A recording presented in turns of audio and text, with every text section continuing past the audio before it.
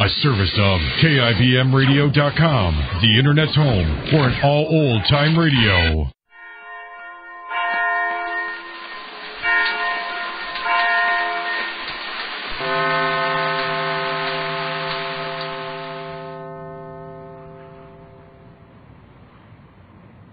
The Jack Benny Program, presented by Lucky Strike.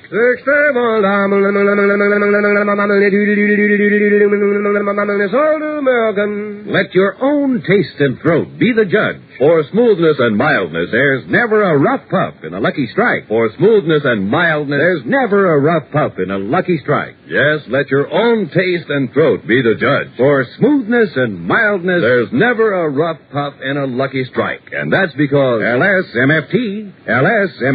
Lucky Strike means fine tobacco. Fine, light, naturally mild tobacco that gives you smoothness and mildness in every Lucky you smoke. And no wonder, for years, Lucky Strike has maintained the largest and most complete cigarette research laboratory in America. Tobacco is analyzed both before and after it is bought. Yes, prior to the auctions, the buyers for Lucky Strike send sample leaves from all tobacco-growing areas to the great Lucky Strike Research Laboratory in Richmond, Virginia, for scientific analysis to help determine which tobaccos are really fine, light, naturally mild. And this is only one phase of the constant year-round research program that makes possible the unconditional guarantee you find on every pack. In all sincerity, we ask you to check the cigarette you're now smoking. We assure you that among all leading brands, only the makers of Lucky Strike put a guarantee on the pack. So smoke a Lucky, and then let your own taste and throat be the judge. For smoothness and mildness, there's never a rough puff in a Lucky Strike. So round, so firm, so fully packed, so free and easy on the draw. Make your next carton Lucky Strike.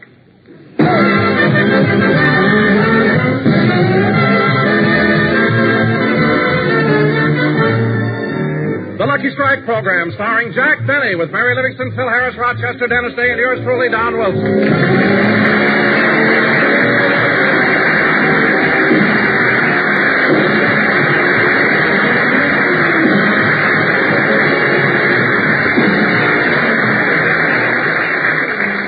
Ladies and gentlemen, tonight we're broadcasting from New York City for the opening of the 1950 Heart Campaign.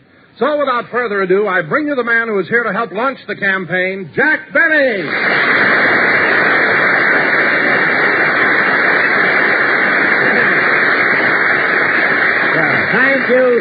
Thank you. Hello again, this is Jack Benny talking, and ladies and gentlemen, as Don said, we are here to help raise money for the 1950 Heart Campaign. It's a very worthy charity, and everyone should donate as much as possible. Well, Jack, do you think everyone will make a donation? Don, if I'm giving, how can anyone refuse? But tell me, Don, have you been doing anything exciting since we've been here? Oh, I certainly have, Jack. I've seen several shows, and I've been to some nightclubs, but early Wednesday morning I got the biggest thrill of all. The government invited me to come to Norfolk, Virginia. Really? Why? Well, I don't know, but when I got there, they took off my clothes, pushed me in the ocean, the tide went up, and the mighty mole floated away.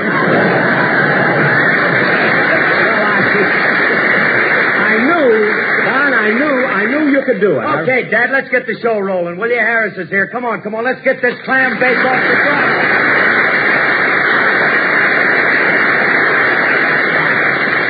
Hiya, Jackson. Well, if it isn't dear hearts and drunken people.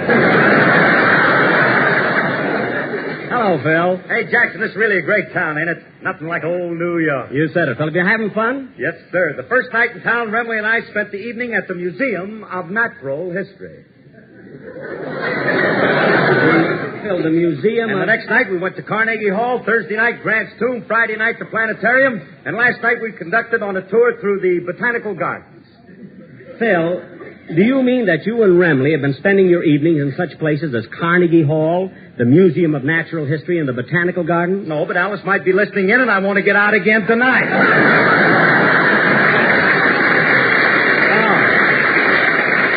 Oh, I see. Say, Jackson, you know the night I said that Frankie and I went to Grant's Tomb? Yeah? We were stiffer than he was. Well, Phil, you ought to be ashamed of yourself. You only get to New York once in a while. You ought to go to some shows and take Alice with you. Well, I've been trying to get Alice out of the hotel, but we can't get a sitter. A sitter? Yeah, with what's happening around town, somebody's got to stay home with that jewelry. You're darn right. I got a a man at home watching my cufflinks now. Oh, say, Phil. Hiya, Donzelberg. Phil, I don't recognize any of the musicians you have here. This isn't your regular band, is it? No, Don. You see, I left my boys in Los Angeles. These are some of the musicians I picked up. All right. They sounded pretty good, Phil. Well, they ought to. I got the brass section from Guy Lombardo, the rhythm section from Jimmy Dorsey, and the harp is sitting up there. I got her from Phil Spitalny. Spitalny? Well, that certainly should add a lot of... Wait a minute, Phil. Phil, there's no harpist here. What? Well, what do you... All right, fellas, where is she? Where is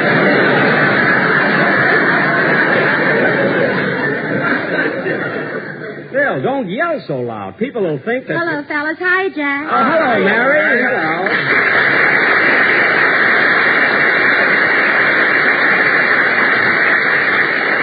Well, did you hear that applause, Mary? Everybody's glad to see you. Oh, yes, Jack. It makes me feel just wonderful. Say, Mary, I haven't seen you since you got in town. You been having fun? Oh, yes, Don. I've been to a lot of shows.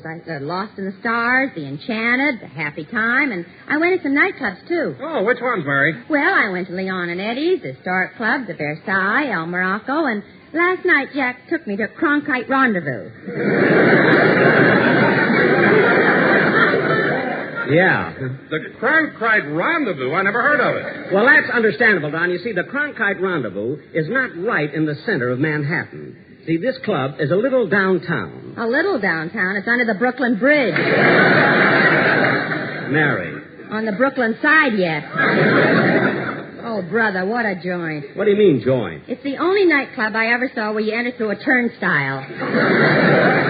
All right, all right. Jack, I can't figure you out. You come to New York once a year and you go to the crummiest clubs, stay at the worst hotels, eat at Wait a minute, Mary. Just 1 minute. I won't argue about the Cronkite Rendezvous anymore. But I resent your insinuation that the Acme Plaza is not a good hotel. Oh, Jack, how can you stay at a hotel that caters to such awful people? Awful. What's wrong with the people at the Acme Plaza? The water shortage was on for 6 weeks before anybody there found out about it. Look, Mary, it just so happens that I like the... Now, who can that be? Come in.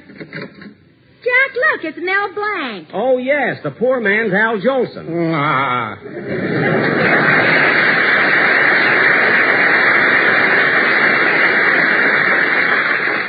Okay, Mel, you can go now.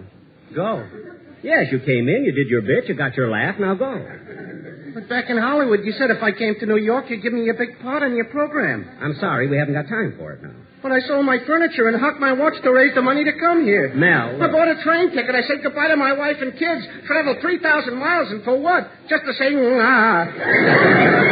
you better go. I won't go. Back in California, all my friends are sitting by the radio waiting to hear me on your program, and all I get to say is, Well, I won't go. Do you hear? I won't.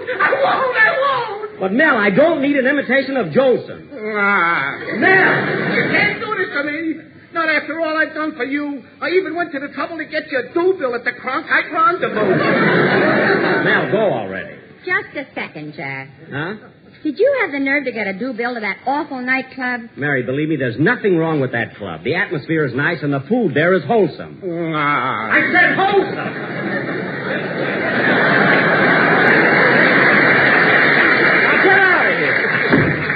I don't know why it is. I come to New York only once a year. I try to do a classy show. Look what happens. Well, Jack, if you're trying to do such a classy show, why are you wearing that old gray suit that isn't even pressed? I'll tell you why. Because I haven't seen my new brown suit or Rochester since I got off the train. Jack, you mean Rochester is wearing your brown suit? Don, all I know is that Rochester and my brown suit disappeared at the same time. And I haven't seen either one since we got off the train.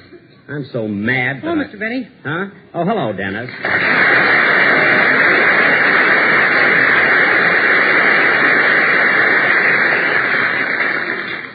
I'm so mad that for 2 pins... I'd like to talk to you, Mr. Benny. Later, kid.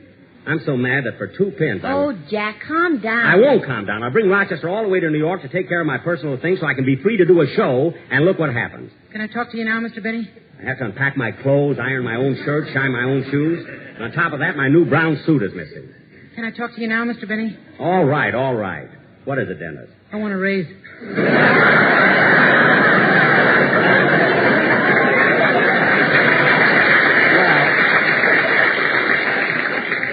Well, that does does it. Dennis, why did you wait till we got to New York to ask me for a raise? Because last night I took a walk in the park and there's ice on the statue of Nathan Hale.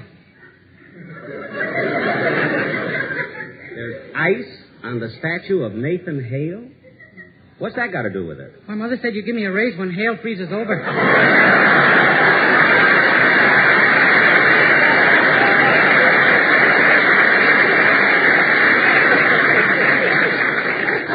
Dennis, why don't you stop with that silly stuff? Dennis, stop with that silly stuff and do your song. Okay, but how about my raise? Forget the raise. You're making plenty of money with your 2 shows and your personal appearance. Dennis, are you making a personal appearance? Yeah, Mr. Benny booked me into the Cronkite Rendezvous.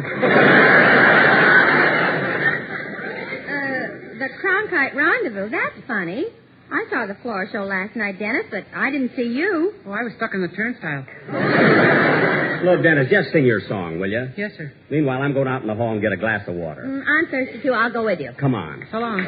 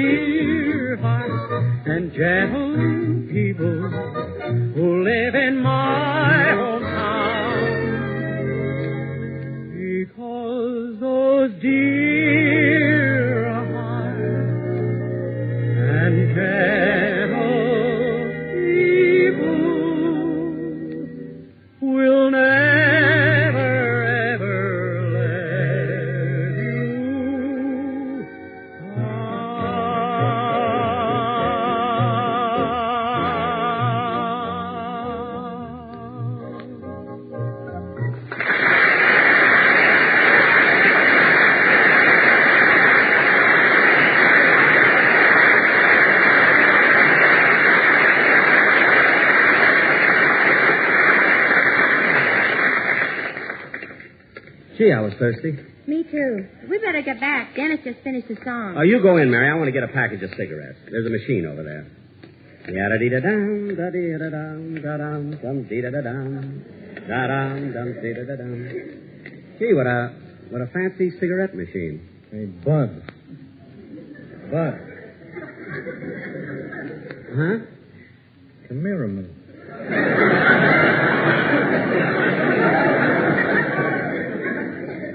Me? Yeah. What are you doing? I'm getting a package of cigarettes. What kind? Lucky Strike. Smart boy. Huh? You're putting your dough on a favorite. And look at the odds. The odds? With men who know tobacco best, it's Lucky's 2-1. I know. And another thing. What? Come here a minute.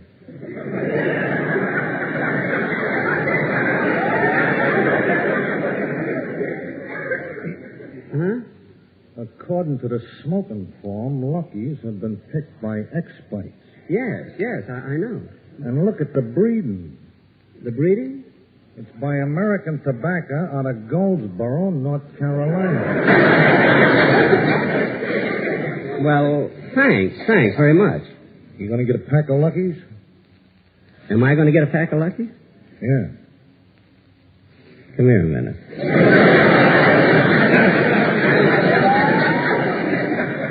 Huh? I'm going to get 2 packs. 2? I'm trying for the daily double.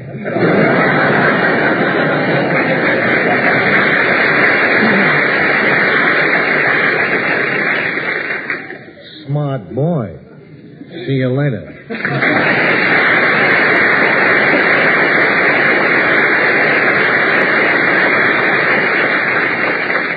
Well, I got my Lucky's. I better get back on the stage. Da-da-dee-da-dum, da-dee-da-dum, da-dum, da-dee-da-dum, da-dum, da-dee-da-dee-dum. Oh, Jack, Dennis finished his song a couple of minutes ago. We've been waiting for you. Oh, a fella stopped me in the hall. What song did you do, Dennis? Well, the one I recorded for RCA Victor, Dear Hearts and Gentle People. Oh, that's swell. Yeah, I heard Dinah Shore sing it in the Wedgwood room, and boy, is she wonderful. You're right, Dennis. Dinah Shore is a very talented singer. Well, if you like her so much, what do you want me for? Dennis. You always tell me how good everybody else is. But you started the whole thing. You were the one who said Dinah Shore was so wonderful. I know your type. Look, kid. On the way home, you'll throw me off at Kansas City. Oh,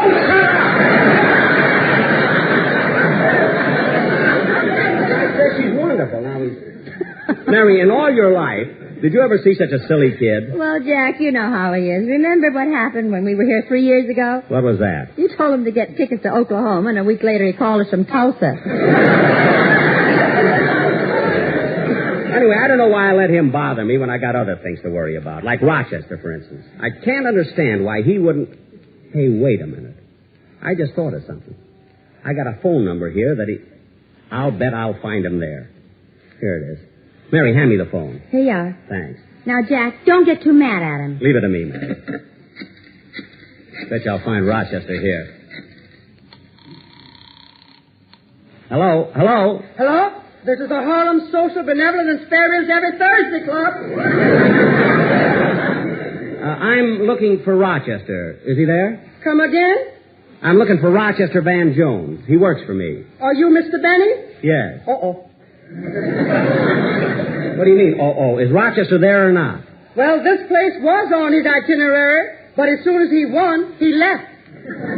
He won? Yeah. But next time, we won't be so sympathetic. What do you mean, sympathetic? When Rochester came through the door on one knee, we thought he was hurt. So the benevolent members of our club knelt down to see what was the matter. Uh-huh. And before we could diagnose the case, we were in a game of Harlem Canasta.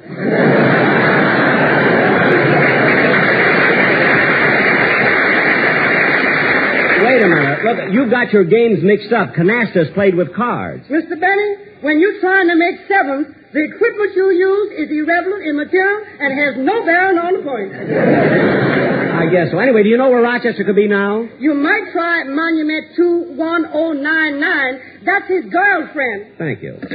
Would you have any luck, Jack? No, but the man gave me another number. I'll try this one. I'll find Rochester if I have to call every place in Harlem. Hello. Mamie Brown, the sweetest gal in town, talking.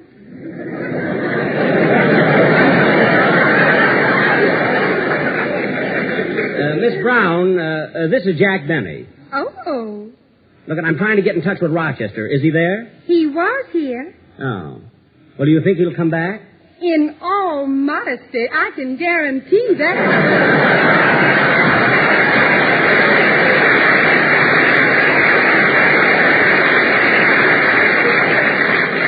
Well, when he returns, will you please tell him to call my hotel? And you can also tell him I'm stopping his salary. Oh, that ain't going to bother him. He now owns the building that houses the Harlem Social Benevolent and Spare Every Thursday Club. Oh, yes, I heard about that. He wins from everybody, doesn't he? Yeah. When I opened the door and he came in on one knee, I thought it was a proposal. Oh. Well, where do you think I can reach him now? Well, he left a number here. Lehigh 41598. Lehigh 41598. Is that another girl? If it is, I'm going to cut your brown suit to ribbons.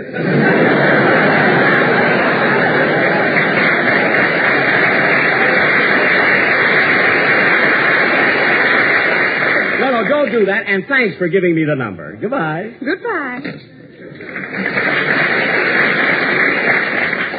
Lehigh 41598. Oh, Jack, we've got to get on with the program. In a minute, Don. Well, at least I'm making some progress. I'll catch up with Rochester yet. Hello, Lenox Avenue. Come as you are, cocktail bar.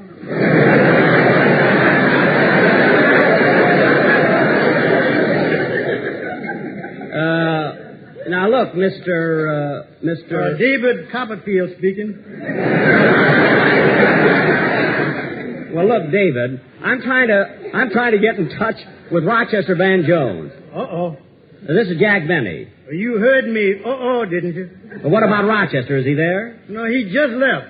Oh, then he can't be very far. Well, I don't know. It's amazing how he gets around on one knee.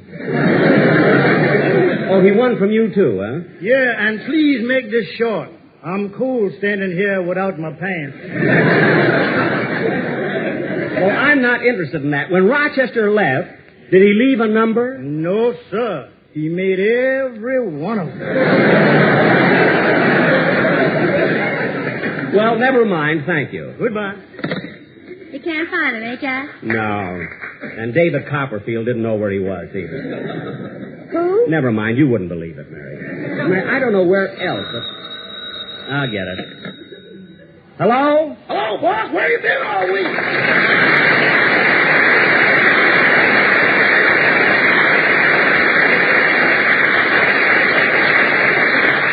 Where have I been? Rochester, I haven't seen you since we arrived in town. And I called every hot spot in Harlem that has a telephone. At the hot ones, you can't hear it ring. I don't doubt that. Now, look, you knew there was a lot of unpacking to do. My clothes had to be pressed. Now, when you got off the train, where did you go? Boss, when I left the railroad station, I went right to the door of your hotel, ready to work. Uh-huh. And just as I was about to enter, a black cat crossed my path. And you know how superstitious I am. I know. But, Rochester, couldn't you walk around the cat? I did and wound up at 125th Street. Oh, I see. Well, Rochester, I want to ask you something. Yes, boss. You know this is February, don't you?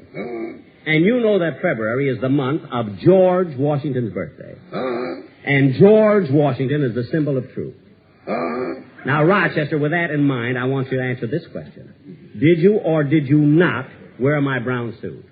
Well... Rochester, answer me. Did you or did you not wear my brown suit? Boss, would you mind rephrasing that question to give George a little more leeway?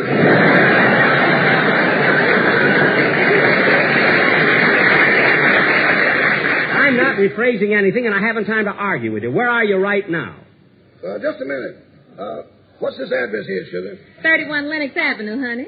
31 Lenox Avenue, honey. Rochester, who are you talking to? Is that Mamie Brown, the sweetest gal in town? No, this is Rebecca of Sunnybrook Farm.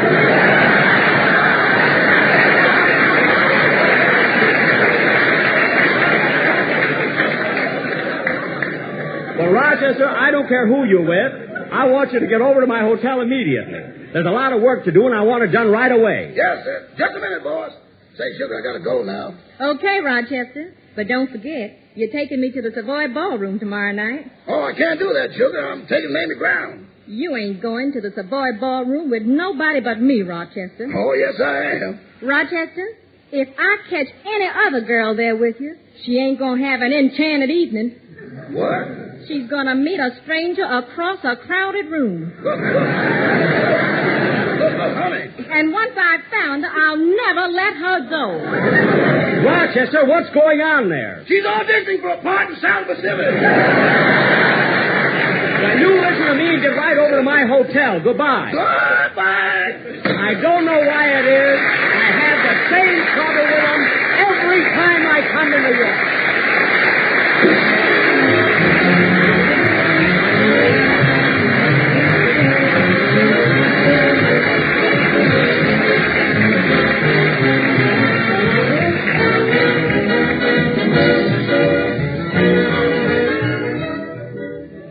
and gentlemen, as we mentioned at the start of the program, we are here for the opening of the 1950 Heart Campaign. And so at this time, I would like to introduce Dr. H.M. Marvin, President of the American Heart Association. Dr. Marvin.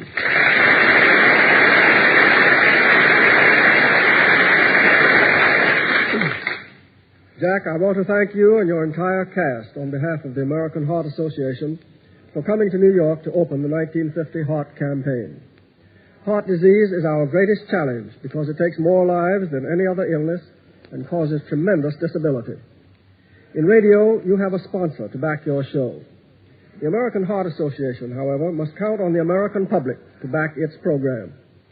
The need is very great, and in order to meet it, we have set a goal of $6 million to be used for research, for education, and for community service.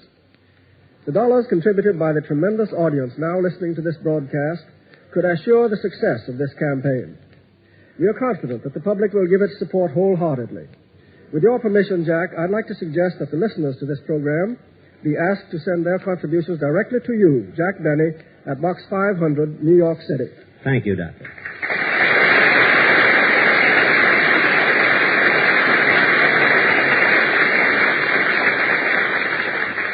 Jack will be back in just a minute, but first... Let your own taste and throat be the judge. For smoothness and mildness, there's never a rough puff in a Lucky Strike. And that's because LSMFT. Lucky Strike means fine tobacco. Fine, light, naturally mild tobacco. Listen to the words of a tobacco expert, Mr. Charles Thomas Randolph, an independent tobacco buyer from Kinston, North Carolina. Recently, he said, I've been learning about tobacco for 31 years, and during that time I've seen the makers of Lucky Strike buy fine quality tobacco. The kind of tobacco that's bound to make a real good smoke. I've smoked Lucky's myself for 23 years. Millions of smokers, including the famous movie and television star Robert Montgomery, take a tip from the tobacco experts and smoke Lucky Strike. Just recently, the popular Robert Montgomery said, Lucky's are really smooth. That's why I smoke them regularly. Yes, every regular Lucky Strike smoker knows there's always smoothness and mildness in every puff. So for your own real deep down smoking enjoyment, light up a Lucky. Let your own taste and throat be the judge. There's never a rough puff in a Lucky Strike. Get a carton today.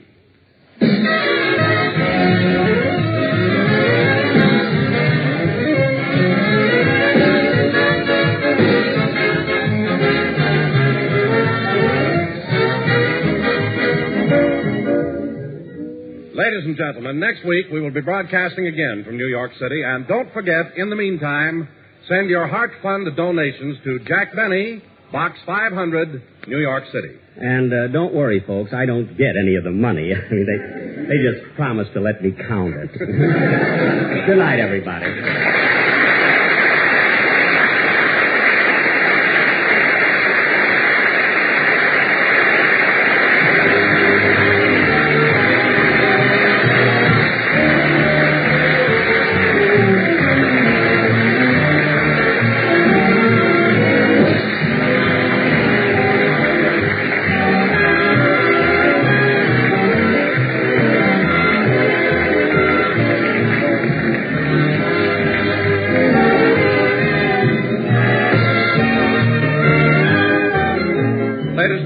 Don't forget, send your Heart Fund donations to Jack Benny, Box 500, New York City.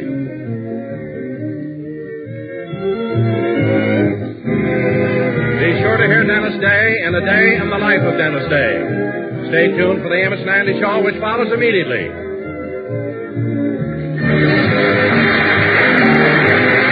This is CBS, the Columbia Broadcasting System.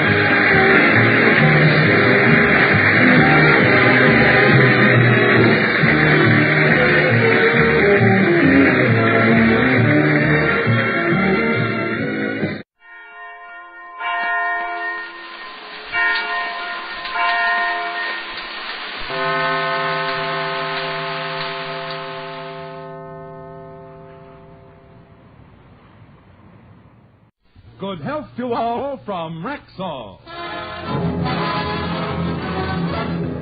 From New York, it's the Bill Harris Alice Faye Show, presented by the makers of Rexall drug products and 10,000 independent Rexall family druggists. This is your Rexall family druggist welcoming you for the 10,000 independent druggists who have made the word Rexall part of our own store name. You know us for the orange and blue Rexall sign on our windows, but our most important identification is that we carry the 2,000 or more drug products made by the Rexall Drug Company. In millions of American homes, these products are household words, like Plenamins, for example. Rexall's famous multivitamin capsules. Just 2 Plenamon capsules a day give you more than your daily minimum requirement of every vitamin for which such requirements have been established, plus valuable liver concentrate and iron. Quality like that is what we family druggists are talking about when we tell you you can depend on any drug product that bears the name Rexall. Good health to all from Rexall.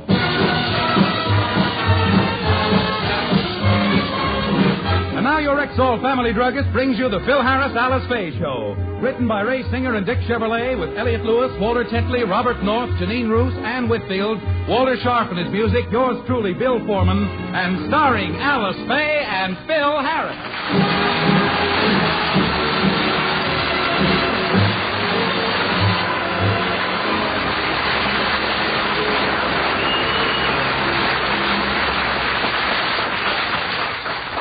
Thursday was rehearsal day for the Rexall show. The cast was to meet at the NBC studios, and as we look back, we find Alice, Phil, and William standing in front of New York's famous Radio City, waiting for Frankie.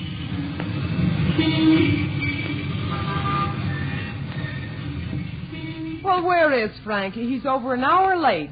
Oh, that man is impossible. He's probably in some bar room. Why, Hildegard.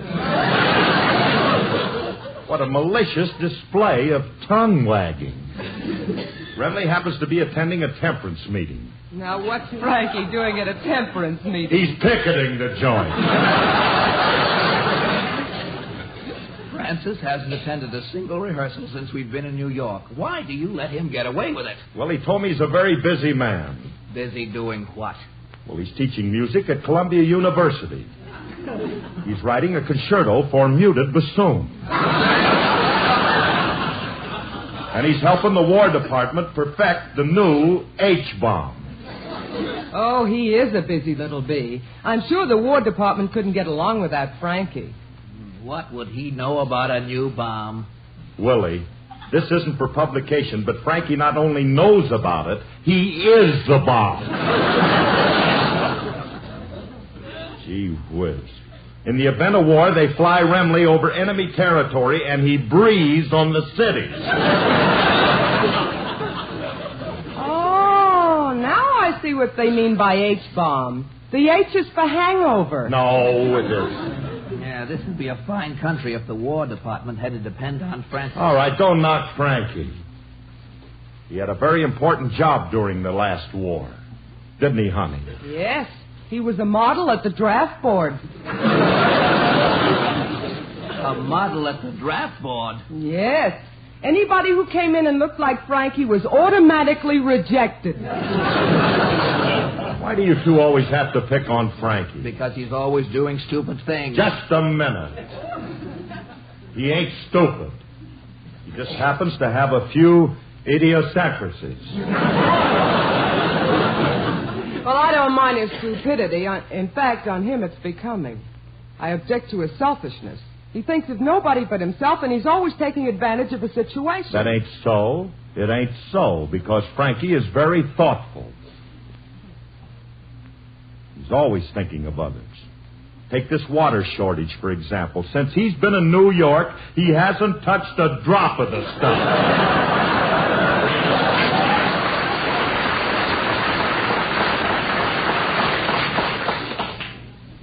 Seems to me he was that way in California, too. Yeah, but here he's being civic-minded. The city says save water, and he's been saving it. Why, today he didn't bathe or shave on account of the shortage. He realizes that there are a lot of people in this city who need water and... Hey, Bud, who you buying your water from? Frankie. Oh, it's you, Curly. Remley, what are you doing? Running a black market on water? Ah, it's a living. Besides, this ain't black market stuff. This water belongs to me. The city said save it, so I've been saving it ever since I got here. Got a whole bathroom full at the hotel. All right, Bromley, all right. Sell it in fifths. Shall I put you down for a case, Curly? No, I don't want any. If you prefer the imported stuff, I got a shipment coming in from Brooklyn. Oh, Frankie, you and your wild schemes. They're not wild. You people are just jealous because I'm a good businessman. I never miss an opportunity to make an honest dollar. You mean like that shrewd idea you had on the train coming east? The one that almost got us arrested? What'd he do, Phil? Well, you remember when the train stopped in Albuquerque? Yes. Bromley got off and was selling Pullman blankets to the Indians.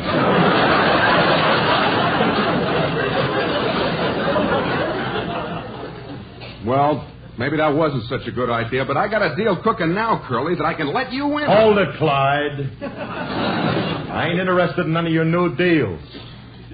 Okay. But you're missing the opportunity of a lifetime. All it would cost you is $50 and you'll make I millions. don't care how much I can... Millions, huh? Bromley, I'm going to take one more listen. Now, tell me something. How can you make $1 million on a $50 investment? I know a guy. Wait. And for $50, he's willing to let us in on the best racket in New York. What's that? We can get the gambling concession in the subway. What gambling concession? Those slot machines people keep dropping dimes into. Frankie, what makes you think it's a good investment? You've seen thousands of people dropping dimes in their machines, haven't you? Yeah. And they never paid off once, did they? True. But how long are people going to be suckers? Maybe we can fix the machines and let them win once in a while. No, that would be dishonest. Let's leave them the way they are. For those who have tuned in late, you are listening to It Pays to Be Ignorant. I've heard enough, fellas. Let's get in the elevator and go up to the studio. The band's waiting for me to rehearse my song. What are you singing, Alice? Oh, just get in the elevator and listen. Who cares if the sky cares to fall in the sea? Who cares what banks sail in Yonkers? Long as you've got a kiss that conquers. Why should I care? Life is one long jubilee. So long as I care for you and you care for me.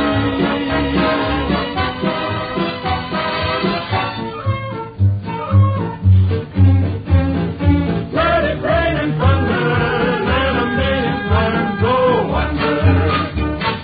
We are not concerned with knots and bonds that we've been burned with. I love you and you love me, and that's how it will always be, and nothing else can ever mean a thing. Who cares if the public chatters? Love's the only thing that matters. Who cares if the sky cares to fall in the sea? Who cares what banks fail in Yonkers? Long as you have a kiss that conquers, why should I care? Life is one long jubilee. As long as I care for you and you care for me.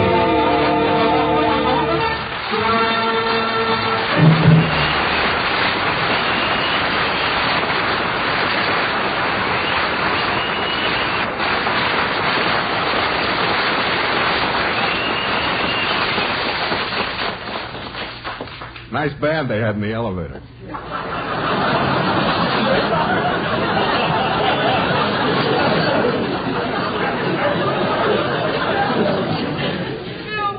get off on the 6th floor. Studio's on the 7th, isn't it? Please, honey, I'm still working on the elevator band. And don't tell me where the studio is. I know my way around this place. But, Philip, there are so many studios. It's awfully confusing. Only to your little twisted mind and cracked voice. You've been playing Remley's part here in New York, haven't you? You better get some sleep, too, kid. Get off at 10th Avenue. I know NBC like a book. Now, this is Studio 6A. Phil, I don't think this is the right one. Alice. Poodles. Our partnership is successful because of 3 elements. Money, beauty, and brains. I know, dear. When are you going to contribute something?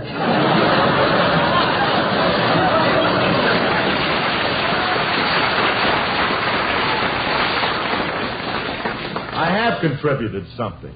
You got the money, I got the brains, and as for the beauty, that's an even split. Now look, fellas, here's the door, so come on, let's get into this studio, huh? Oh, you're so funny! Oh, you're so clever!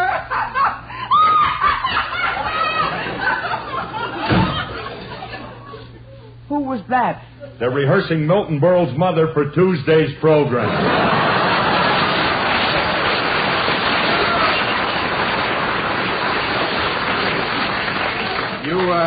You know your way around, huh, Curly? All right, so I made one mistake, Remley, but it must be this studio across the hall. But, Phil, the sign says on the air. Pay no attention. Now open the door and let's get in there. I'm leaving you, Mary. But you can't leave me, John. I'm sorry, Mary. But I love you, John. It's no use, Mary. Please, John. Goodbye, Mary. Goodbye, John. Tune in tomorrow for another exciting episode in the lives of Max and Gertrude.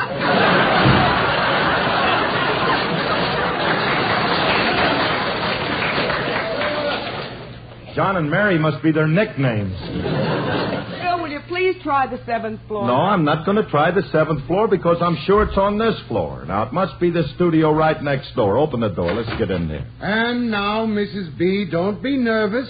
Step a little closer to the microphone and tell me your problem. Well, Mr. Anthony, in 1930, we were having a big party, and our guests were very hungry.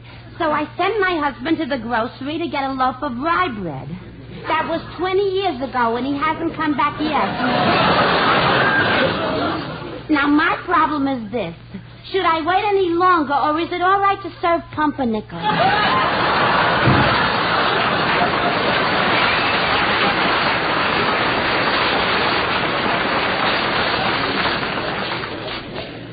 Oh, this kid really has a problem.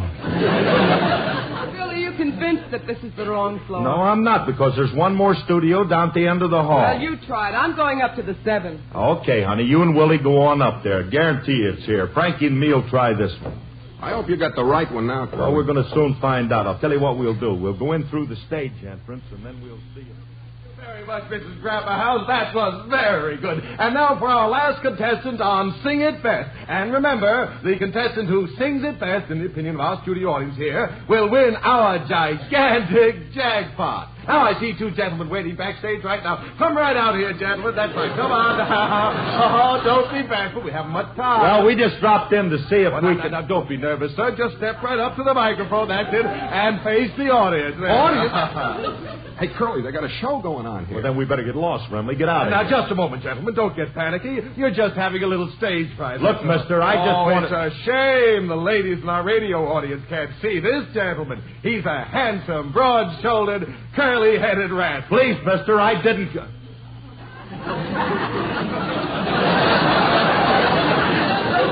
Yeah, it is kind of a shame, ain't it? I wish you could see his curly hair, bronze complexion, and patriotic eyes. What do you mean, patriotic eyes? Blue with red whites.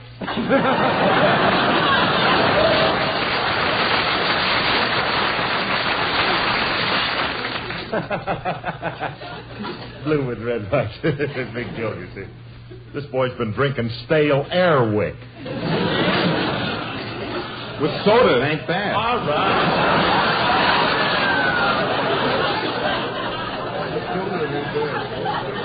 Now, sir, tell me, what's your name and where do you live? Look, I'm Phil Harris. I'm staying at the New Yorker Hotel. Oh, the New Yorker, eh? Cloak and suit business, I suppose.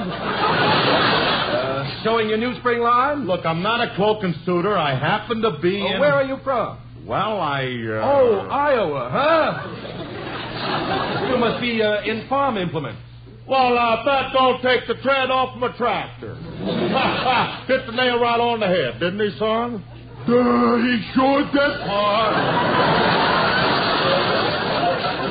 Now, watch your drawl, boy. We're from Iowa, not from the Blue Ridge Mountains. Is this your son? Yes, this is my boy, Rob. Of course, I got two boys. I got Clyde and Rob. But Clyde couldn't make it. He's my oldest boy, you know. I had to stay home. Got a motorcycle agency in Des Moines. Yeah, that's very interesting, but I just... He carries a Harley-Davidson line. I see, yes. Yes, Clyde used to be a mechanic. He worked at Claude Creel's garage. Now, Claude's place is on the corner of 8th and Locust. You know, as you come into town, you turn left, and there you'll find a statue of F.W. Fitch. I call him a general. Wasn't a real general. He just used to be my sponsor, and I promised if I ever got on the radio, I'd throw his name in now. After old F.W. was a right fine fellow, wasn't he, son? He sure was, boy. Rob is my stupid boy. I sure am, boy. He ain't very smart, but what the heck, I always say it's better than raising pigs. Oink, oink. Quiet, boy, quiet. Now, as I was saying, mister... I'm sorry, sir, but we don't have time. You're our last contestant. If you're going to sing, I wish you'd get on. Now, wait a minute, son. You can't rush a man from Des Moines now. Did you say sing? Well, I'll be glad to. Yeah. And, mister, you don't know what your audience is in for. They sure don't, boy.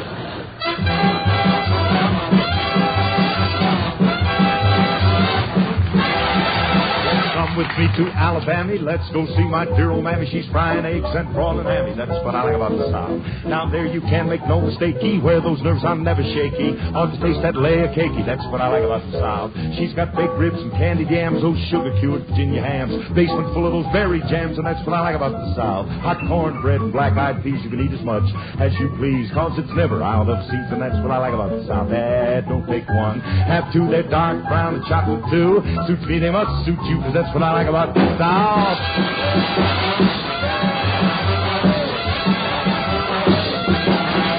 When it's way down where the cane grows tall, down where they say you all walk on in with that southern drawl, cause that's what I like about the South. It's down where they have those pretty queens keep a dreaming, those dreamy dreams, let's sip that absolute New Orleans. That's what I like about the South.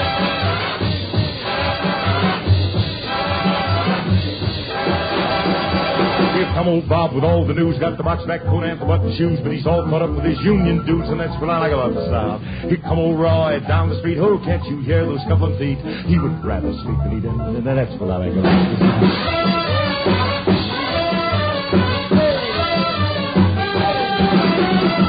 Now every time I pass your door, you act like you don't want me no more. Why don't you shake that head and sigh, and I'll go walking right on by. Go on and on and on.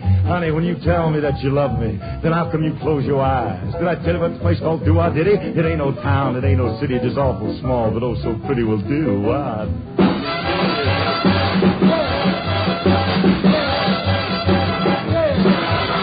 I didn't come here to criticize. I'm not here to sympathize. But don't tell me those no good lies, cause a lying gal I do despise. You love me like I love you, send me 50. PDQ, roses are red and violets are pink. I'm gonna get old 50, I don't say.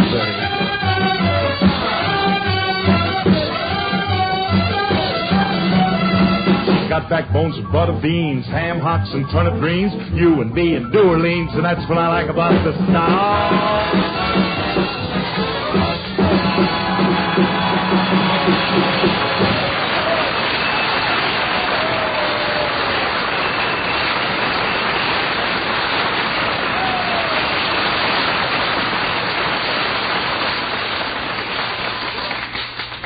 Curly, stop taking bows. Hey, that was very good, Mr. Harris. Now, come on, Curly. We're over an hour late for the band rehearsal.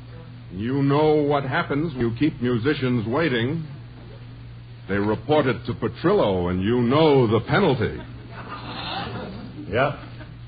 20 lashes or 2 weeks with Guy Lombardo.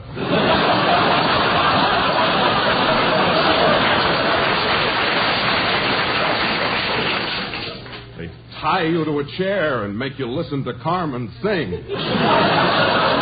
No, not coquette.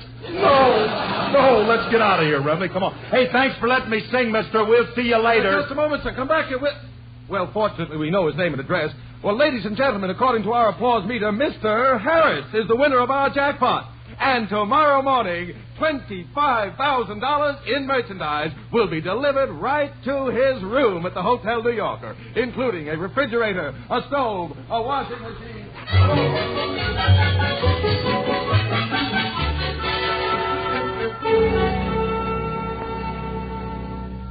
Phil, you and Frankie were over 2 hours late for rehearsal yesterday. Are you sure you just went into a studio? I keep telling you that's all that happened. We got into the wrong studio, the people recognized me, and they begged me to sing. Should have heard the hand I got, honey. They liked you, huh? Show this, Mom. Daddy, when are we going down for breakfast? It's 9:30 already, and I'm hungry. Now, children, please be quiet. Let them talk. We paid their fare all the way to New York, and it's about time they said something. Look, kids, we're not going down for breakfast. We're having it served in the room. Phyllis, did you hear that? We're going to have breakfast in bed. Naturally, darling. The continental touch, you know. It's considered frightfully she. Thank you, Noel Coward. Just because we're having breakfast in bed don't mean that we're... Uh-oh, that must be the room service. I'll get it. Now for a nice hot breakfast. Are you Mr. Harris? That's right. Have you got our stuff? Yeah, where do you want us to put this refrigerator? Refrigerator? Well, you don't have to bring that. All I wanted was a little orange juice and some eggs. With the refrigerator, you get a 6-month supply of Nesbitt orange juice and 3 crates of grade A eggs. Well, I just wanted a couple of cooked eggs. Hey, Bernie, bring in a stove. What, have I got to cook my own eggs? Get out of the way, Bud. I got to bring this dishwasher machine in. Oh, wow. Stop banging into me with that stuff. Now, just a minute, mister. What is all this? I got no time to talk. Get out of bed, Blondie, so we'll have someplace to put these eggs in. Wait a minute now. What paint can? You want a free paint job, too. What do you mean I want to... Ow. Ooh, what hit me there? A baby grand piano. Where do you want it? I don't want no piano. I don't even know how to play the piano. But you will learn, monsieur. I am your piano teacher, huh? You have me free for a year. Now, this is the scale. It goes... Wait a minute. Will you wait a minute? I know the scale. Hey! What color do you want your walls painted? How about black and blue to match my bruises? You got it. Joe, start on the black, and I'll paint the blue. Now, wait a minute. Fellas, will you wait a minute? Now, stop that. The room's getting too crowded. Alice, tell him to stop and wait. Alice, where are you? Right here. Bernie shoved me in the oven. Oh. Hey, where do you want these 2 crates? Wait a minute. Now, what's in those? Appendix washing machine and a 2-year supply of dirty laundry.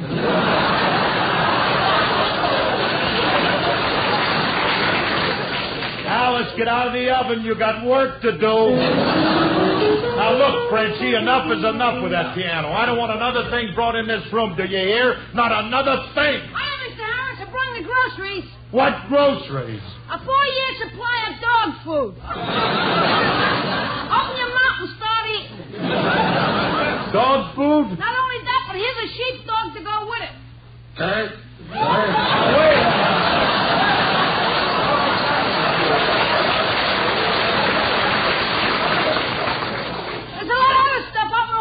Well, now, look, I don't want it. It's so crowded in here now we can't even budge. Charlie, this must be yours. I found it wandering around the hall with your name on it. Now, what the heck is that? A Brahma bull. Just what I needed, a sacred cow. Here's something else you found in the hall for you. Where'll I put it? Careful with that kid. It's breakable. What was in that? 800 goldfish. Hey, come on, Julius. There's something in the hall I want you to help me bring in. Don't bring nothing else in here. This place is a madhouse now. What's going on here? What's going on? What are you doing to my hotel? Oh, Phil, it's the hotel manager. Who is responsible for this outrage? Hello, Mr. Andrews. Can we cook you some breakfast? Or wash out your undies? How about a piano lesson? Or how about a nice Brahma steak? Oh, I'm only kidding, Elsie. Shut up.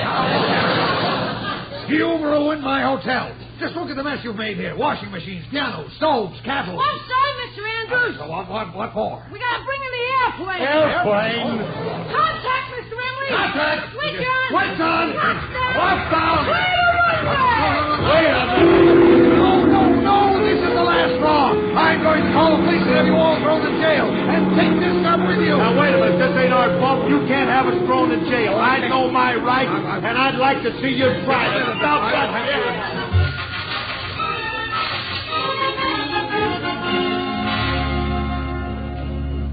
Hey, Curly, when Andrews took you to court, you certainly told off that judge. You said it. I can be pushed just so far, no further. Daddy, I'm hungry. When can we have breakfast?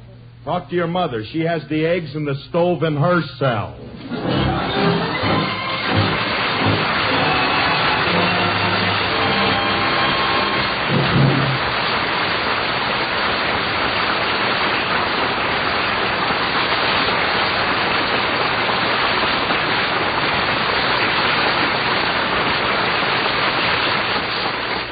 Alice and Phil will be back in just a moment. But first, here's your Rexall family druggist. Last week, a customer said to me, something I really like about Rexall Milk of Magnesia is that one bottle won't be so thick I can't even pour it, and the next one thin and watery. Somehow, Rexall Milk of Magnesia always seems to be just right. Well, ma'am, you're talking about the viscosity of Rexall Milk of Magnesia. And the reason it's always the same is because every bottle has to meet Rexall's exacting standard of viscosity, or it won't wear the Rexall label. Well, how can they make sure of something like that? Well, a sample from each batch of Rexall Milk of Magnesia is placed in a metal jar or urn. Then a small metal disc attached to a fine precision gauge is submerged just below the surface of the liquid. Now then, the jar is slowly revolved at a constant, carefully regulated speed, and the movement of the liquid pushing the disc around records the exact degree of viscosity or thickness of the sample. And I thought it was all just an accident. No, indeed, ma'am. The exacting standard of viscosity for Rexall Milk of Magnesia is one reason why you'll always get a uniform dosage from every bottle. And it's one more reason why we family druggists tell you you can depend on any drug product that bears the name Rexall. Good health to all from Rexall.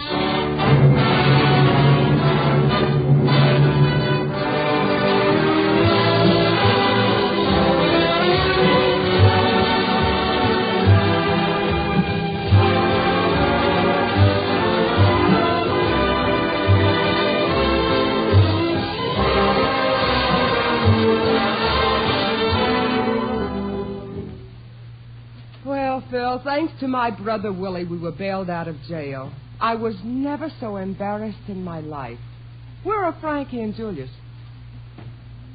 Back in jail? Oh, no. What happened? What happened? Well, they went back to the hotel to get their luggage, and they got playful. They took 2 elevators and raced each other to see who could get up to the 50th floor first. What's so terrible about that? The hotel only has 43 floors.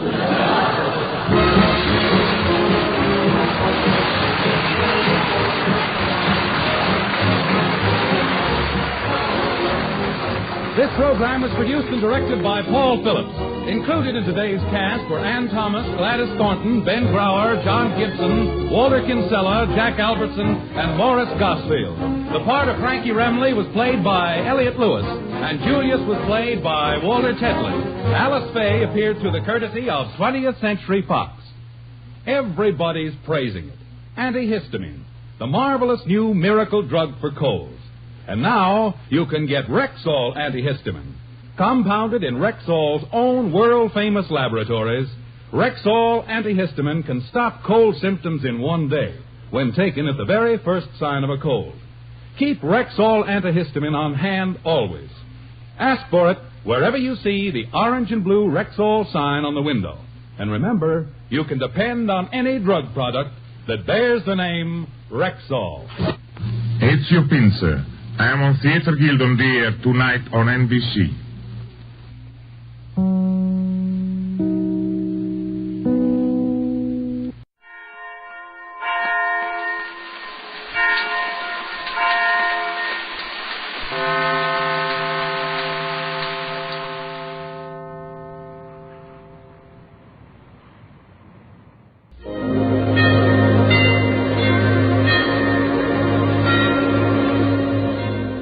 Gentlemen, the Joseph Schlitz Brewing Company of Milwaukee, Wisconsin, presents The Halls of Ivy, starring Mr. and Mrs. Ronald Coleman.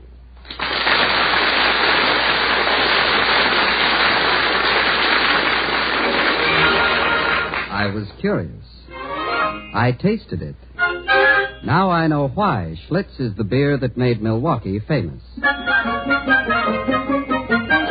If you like good beer, you'll find it pays to be curious and learn about Schlitz for yourself. And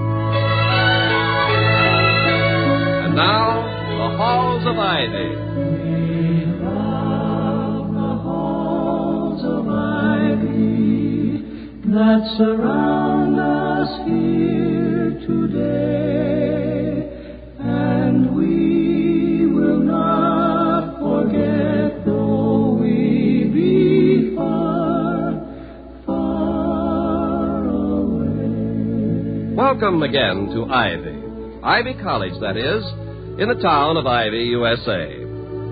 The last class of the day has been dismissed, and both students and faculty are relaxing. In the home of Dr. William Todhunter Hall, president of Ivy, and his wife, formerly a shining light of the London stage, Dr. Hall is lying on the couch, and Mrs. Hall is sitting on the floor beside him, going over the afternoon mail, which arrived a few minutes ago. Well, here's the last of the lot. It's an invitation for tea. What reply shall I make? What does it say? On Saturday the 16th, Mrs. Millicent Foster will be at home between 4 and 6. Dr. William Hall likewise. That's rather a crisp refusal, don't you think? I mean, for someone as rich as Mrs. Foster. Now, what happens to a college president who misses a chance to wangle an endowment? Well, the established procedure, I believe, calls for his board of governors to form a hollow square, snip off his buttons, and drum him out of the service. Well, unless, of course, he can prove it was not his fault. If he can do that, then the board naturally takes that into consideration. I see. What do they do then? Well, then they form a hollow square, snip off his buttons, and drum him out of the service. And he and his wife are never... Just rub my back a little. Yeah. No, a bit to the left. That's it. And he and his wife are never again seen in academic circles. They become flotsam and jetsam on the stream of life. You know, I think you ought to accept Mrs. Foster's invitation. She's apt to be very receptive to your ideas about building Ivy. Well, why should she be? I've never even met her. Have you forgotten what that magazine article said about you last week? Toddy, your cheesecake. Oh, Victoria, no. What was that line? No ineffectual intellectual he. Oh, Victoria. And that caption beneath the photograph. Sexy prexy. Now, Victoria, please. The tone of that article was entirely incommensurate. The article contained a great deal of truth. But the tone of that article was entirely... Toddy, face it. You're an attractive human being. The tone of that... Well, anyway, it's nice to have you think so. Well, I'm sure I'm not the only one. Girls must always have found you attractive. And tell me that before you met me, you never dilly-dallied. Dillied, perhaps, Victoria, but I never dallied. I think we might bring this discussion of my personal charms to a close by accepting Mrs. Foster's invitation to tea. There. One moment while I note it down. There. No hollow square for you. Your regimental buttons are quite safe. Oh, as far as we know. However, I think... Oh, answer the phone, will you, Victoria? Certainly, if I can find it. Oh, this happens every time. That phone is never twice in the same place. Now, Toddy, it'll turn up sooner or later. Your sight for one moment and off it scampers on a frolic of its own. It's not under the coffee table. Then never mind, Victoria. I see it. Where? On the telephone table, of all places.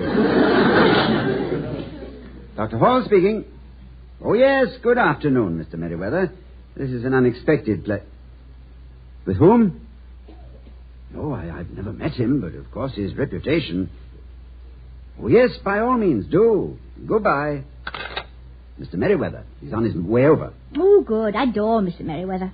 I wish all the members of the Board of Governors were like him. Did I tell you what he said to me last time he visited? As he was leaving, he pinched my cheek, looked deeply into my eye, sighed an enormous sigh, and said, "Gad, ma'am, what I wouldn't give to be 70 again." Chester Bromley is with him. Chester Bromley. I don't think I know him. Well, he's perhaps the greatest authority on Shakespeare since Kittredge of Harvard, and one of the finest pedagogues this country has ever produced. I wonder what Merriweather has on his mind. Do you suppose the board is displeased about something? Oh, no point fretting, Toddy. Think about something else. Tell me more about Dr. Bromley. He's the best kind of academician. He has real love for his subject, and what is even more admirable, he can communicate his enthusiasm and fire to his students. He may want to reopen the whole matter of breakage in the physics lab. Dr. Bromley? No, dear, Mr. Merriweather. He can't seem to understand that with the increased emphasis on the sciences, expenses are bound to mount. I wish we could have him here at Ivy permanently. Mr. Merriweather? No, darling, Dr. Bromley. He's unearthed more truth about his subject matter than any other researcher in the field. I don't suppose you know there's no foundation whatsoever to the story that he was horsewhipped for poaching deer when a boy. Dr. Bromley or Mr. Merriweather? William Shakespeare. He's on third. Who's on third? Who's on first? I could use a cup of tea. It's very confusing, the whole thing. Philip! You know, it's only recently that Bromley has received the recognition he deserves. Most of his life he taught at third-rate schools throughout the country. Not until Oxford invited him to lecture did the academic world realize what a great man he really is. Did you call, Mum? Yes, before for tea. Yes, Mum. One moment, Penny. Toddy, did you know Penny was born and bred in Shakespeare's hometown? Really? Stratford-on-Avon? Oh, you must know quite a good deal about him. Oh, yes. Couldn't help but learn what we'd been raised there. I could tell you ever so many things. But go ahead. I'm very interested. Well, for one thing, he was English. Yes, I have heard some such rumor. And he wrote plays. You did keep your ears open, didn't you? I haven't read any of the plays, of course, but an uncle of mine did, and he spoke very highly of them. Penny, Shakespeare was one of the greatest masters of the English language who ever lived. Well, I can understand you're being impressed by that, being a Yank. But I've been speaking the English language all my life. You certainly have. And, let me see. Oh, yes. He's dead. Oh, that's too bad. Well, thank you very much, Penny. Oh, don't mention it, sir. Any time at all. Oh, excuse me, sir, the door. I'm sorry, dear. I'm afraid Penny didn't help much. No, I wouldn't say that she had made my regimental buttons any more secure, but it was a good try, Vicky. Dolly, quick, before Dr. Bromley comes in, tell me more about him so I can talk to him. Well, one of the things he did was to clear up the mystery of the second-best bed. The second-best bed? Yes, you see, Shakespeare was quite wealthy when he died, and yet, in his will, he left his wife only his second-best bed. Scholars speculated for years about that. Yeah, I bet the neighbors did, too. Yes, Penny. Mr. Merriweather, sir. Oh, thank you, Penny. Good afternoon, Mr. Merriweather. Hello, Hall. Good to see you again. More than good to see you, ma'am. Oh, thank you, Mr. Merriweather. You're looking very fit. Feeling very fit. Winked at a pretty girl this morning. She winked right back. Thing like that's a tonic to a man my age. Well, isn't Dr. Bromley with you? Oh, he'll be here later. He's inspecting the library. I couldn't wait to have a business appointment a little later. Dr. Hall, I have good news. I've got Bromley on the verge of joining our faculty. No. Yes. I was introduced to him. Remember that opening in the English department? Decided he was the one to fill it. Oh, that's wonderful. How in the world did you manage? I've heard he's turned down scores of offers. Well, simply reasoned with the man. Look here, I said, and so on and so on and so on. Yes, he answered, but what about this and that? Well, it's all very good, I said, but it carries no weight whatsoever when you take such and such into consideration. And that clinched it. Yes, I can see where it would. It's a very potent argument. Anyway, I persuaded him to visit Ivy for a few hours, and all you have to do is wind up the deal. I still don't understand. Surely some of the positions he's rejected carry much larger salaries than anything we can offer. Well, he mentioned that, but he added it was no criterion. He seems to place all the weight on the fact that not one of the college presidents with whom he's spoken since his return from Oxford could answer a very simple question. Not one. It's shocking, don't you think? Oh, I should be very interested in knowing what the question is. What was it again? Oh, yes. What was William Shakespeare like personally? Just tell him that in these hours. Oh, Mr. Merriweather, let me assure you that is not a simple question. I've no idea why Dr. Bromley would accept or reject a post on such a fantastic basis, but no one has ever answered that question to anyone else's satisfaction. We have no way of knowing what Shakespeare thought or felt about anything. Oh, I don't agree. Now, what about that line in, I forget which play, where, what's his name, says,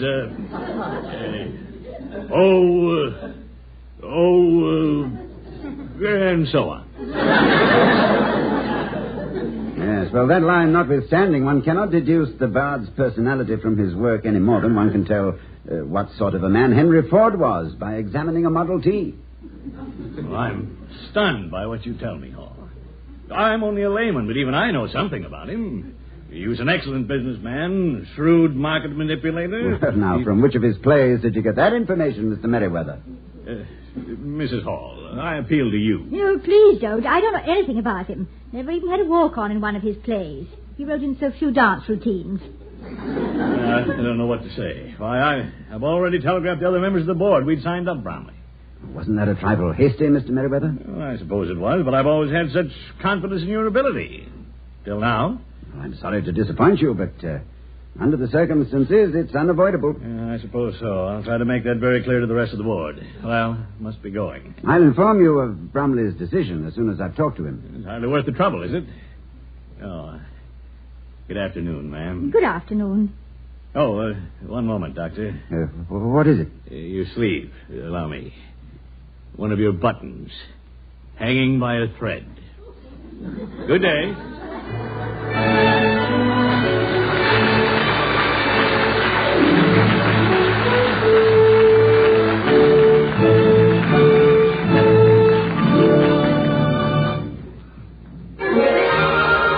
I was curious. I tasted it. Now I know why Schlitz is the beer that made Milwaukee famous. We'll return to the halls of Ivy, starring Mr. and Mrs. Ronald Coleman, in just a moment. But first, let's hear the story of a lonely traveler and how he made an acquaintance who turned out to be the mutual friend of a club car full of strangers. Well, I was traveling alone, and I came into the club car late. The earlier arrivals had already formed the quick, fleeting friendships of travel. The sales manager from Omaha and the newspaper man from St. Louis were playing canasta like lifelong buddies. The founder man from Michigan was talking politics with a department store buyer from Pittsburgh. And so it was all over the car. Being a research man who works alone a lot, I don't find it too easy to meet people. So I was feeling like the odd man at a family dinner party when the waiter asked me, "What will you have, sir?" Well, while I'd been studying my traveling companions, I'd noticed how many of them had bottles of Schlitz beer in front of them. I'd noticed, too, how inviting the beer looked in the glass and the satisfied look on the faces of those who were drinking it. Honestly, they could have been in a Schlitz magazine ad. So I said, "Schlitz, please." I figured a beer must be something special to have that many close friends in one club car. When the waiter came back, I found out I was right. I took a deep swallow of that Schlitz beer, and I guess the same satisfied look I'd seen on the others must have come over my face. All I know is the man across from me grinned and said, "I know what you're thinking, and I agree with you. It's no wonder they call Schlitz the beer that made Milwaukee famous."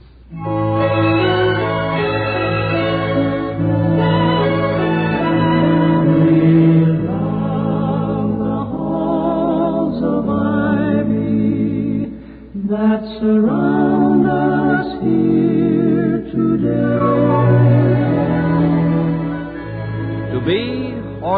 to be, ready to answer Dr. Bromley's question. That's what's troubling Dr. Hall, as he says... Oh, the devil should I know what Shakespeare is like personally. Merriweather has no reason to expect I should. If at my age I must be a quiz kid, at least let the questions be some... Yes, what is it, Penny? Nothing, sir. I've only brought the tea. You did say tea for 4, didn't you, miss? Yes, I did, but... Of course, I was wondering whether there's enough hot water. There is indeed plenty of hot water, plenty. Professor Hall? Yes?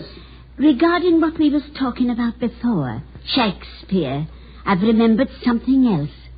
They referred to him as the Bird of Avon. They may shortly refer to me as the dead pigeon of ivy. Thank you, Penny. That'll be all. Yes, sir. Would you like some tea now, Toddy? Oh, I think we'd better wait for Bromley. He's certainly taking his time about it, isn't he? Well, after all, life around a college is always leisurely. Yes, it is. Are you ever sorry you married into such a life? Don't you sometimes find it boring? Toddy, let me tell you something. Before we met, I'd been proposed to by a big game hunter, a test pilot, and a chemist doing research in high explosives. And frankly, compared to the pickles in which you find yourself, I suspect any of them would have been good and dull. I don't think I'm in such a bad predicament this time, Victoria. It's only that it may be one of the straws piling up to the one that breaks the camel's back. I never know when the members of the board may start sharpening their snippers and licking their chops with eagerness. You're getting very careless with your similes, Toddy. Or are they metaphors? Metaphors. Dear. Oh, but that little touch about licking their chops, masterly, I call that. Oh, it's nothing really. It just came to me. Well, I say there's little to worry about. Let them fire you if they like. A less cavalier approach to the matter, Vicky, if you don't mind. No, I mean it. Let them. I know who'd regret it first. Oh, so do I. It's a buyer's market in college presidents. I have no desire to glut it. But over and above that, sentimental though it may sound, I love Ivy. And I'm very keen on my job. My father went to Ivy. His father went to Ivy. My great-grandfather went to Harvard. Really? And sent his son to Ivy? Well, you know how it is. A man always wants his children to have the good things in life he himself has missed. The devil is Bromley. Have you any idea what you'll say to him when he does arrive? About Shakespeare, I mean. Oh, I shall have to answer his question in some fashion if he asks it. Of course, I've always had a conception of Shakespeare. I've thought of him as someone who was very happy in his work, and extremely interested in people, and a man who might have dedicated his life to a cause worthy of his efforts. Is it so very important that Ivy get this Professor Bromley? I mean, is it worth all this fuss? If he were just another run-of-the-class professor, my dear, I'd say no. But this man is one of the torchbearers of learning, one of the inspired teachers, a man with a gift of communication. Men like him, shamefully underpaid and unrecognized beyond their own academic horizons, are still the glory of those colleges lucky enough to have them. They're the ones who are remembered down the years with affection and gratitude by the students. And if he's that kind, I hope we snag him. Oh, you decide you want him, dear, I'm sure you will. I know, but it's a little late in the day to lay out any involved strategy. Well, you're not much of a campaigner anyway, Toddy. I always think of you more as, spur-of-the-moment man. Oh, you're quite wrong, my darling. Don't let my apparent impulsiveness deceive you. Compared to me, Niccolo Machiavelli was a witless blunderer. Oh. Do you remember the first time I kissed you? But you didn't kiss me. I kissed you. Oh, no, you're wrong. I remember it very clearly because it was the culmination of a campaign the like of which for planning and preparation had not been seen since Austerlitz. That picnic we had on the river near Pangbourne, remember? The major tactical problem was how to get you in my arms. But we never seemed to be alone long enough in London. So I invited you to a picnic. And no sooner had we gotten out of the car and strolled down to the river through a herd of cows to feed the swans. Did you remember to bring the crumbs for the swans? 3 bags full. Now, it's rather rocky here. Be careful. Oh, I'm careful. Oh, dear. What happened? Twist your ankle? Yes, afraid I have a bit. See if you can stand on it. Yeah.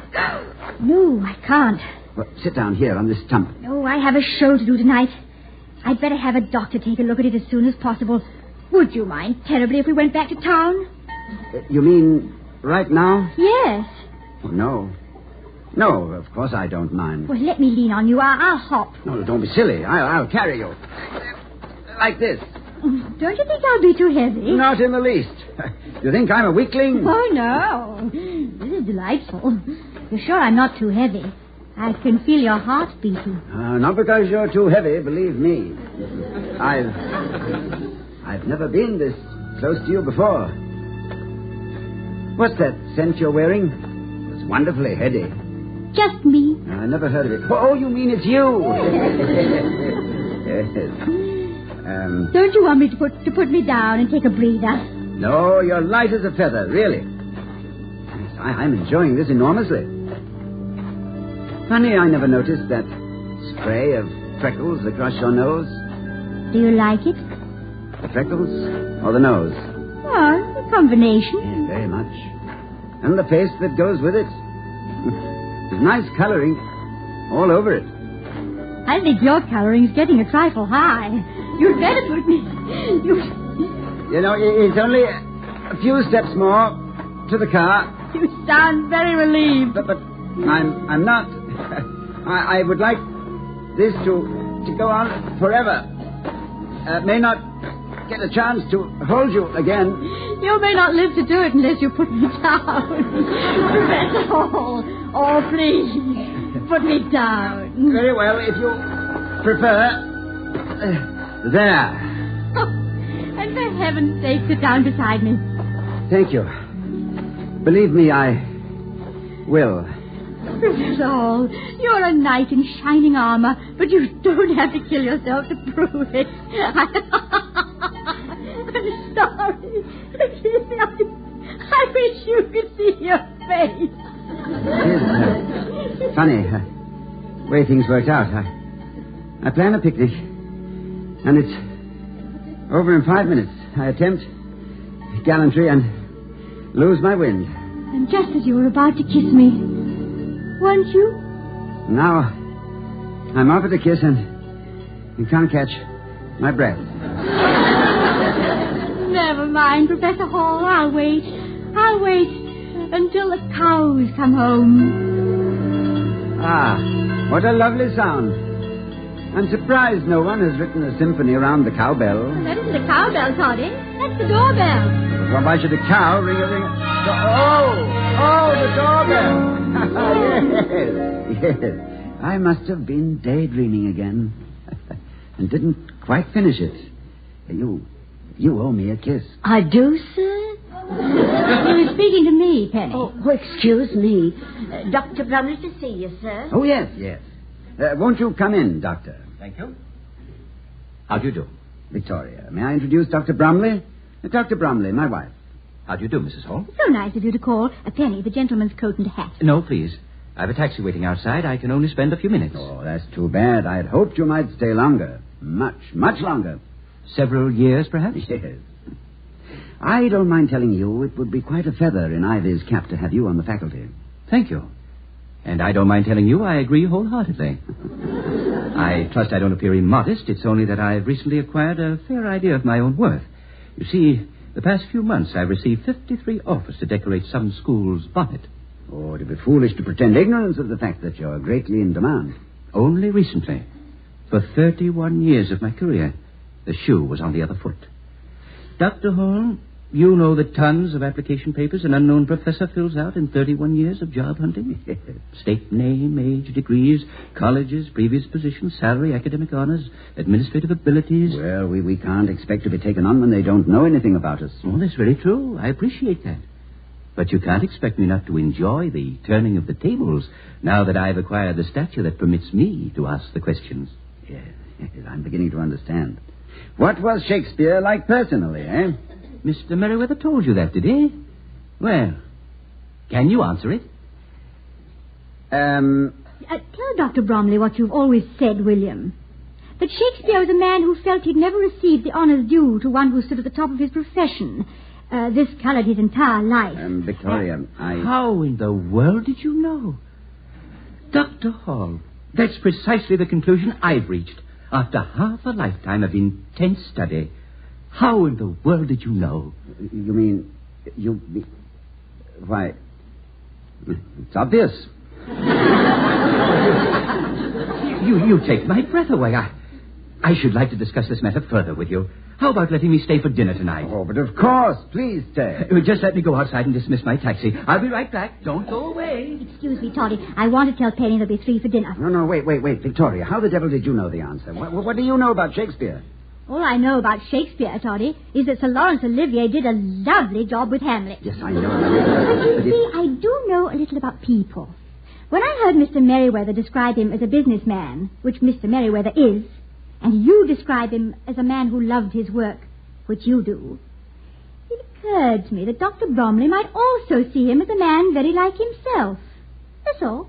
Excuse me, I simply must tell you. No, 1 minute, Vicky. I want you to say all that again. Yeah, well, later, Toddy. Why don't you phone and see if you can reach Mr. Merriweather with the good news? I will. I'll be back with you in a few minutes. Hello, Mr. Merriweather. It's Dr. Hall. I wanted you to know that through your initiative and Mrs. Hall's great knowledge of the classics, Dr. Bromley has decided to join our faculty. Yes, I'm extremely gratified. Anything I have done is, as my students would say, strictly off the cuff. Which reminds me, Mr. Merriweather, remember that loose button on my cuff? I fixed it.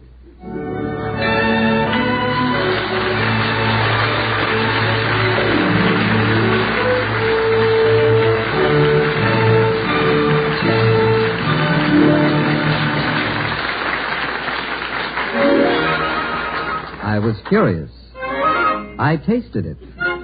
Now I know why Schlitz is the beer that made Milwaukee famous. And here again are Mr. and Mrs. Ronald Coleman. Darling, you signed him up. I knew you'd do it. My dear girl, like most men, I am capable of some amazing self-delusions, but not on this score. I know who gave Bromley the answer which convinced him that Ivy was his spiritual home. Isn't it awful the way I keep butting in? Was it Shakespeare or Dr. Hall who said, "A man proposes, but woman disposes"? I'm sure I don't know. Why? Oh, I was just thinking that since I proposed to you, my darling, my life has been so well disposed. Well, thank you, dear. Not at all, darling. Good night, everyone. Good night.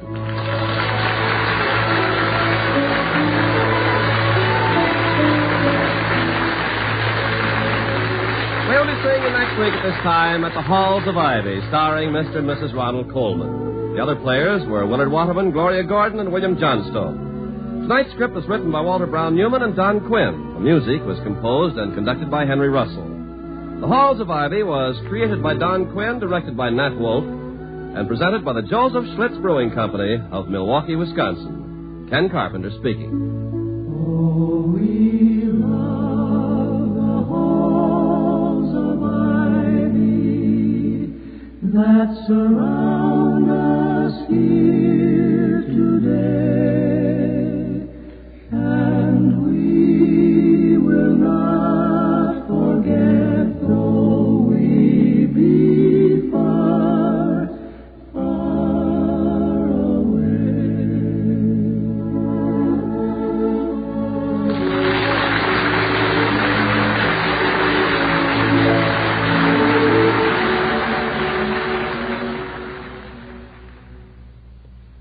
Next, hear We the People over most of these same NBC stations.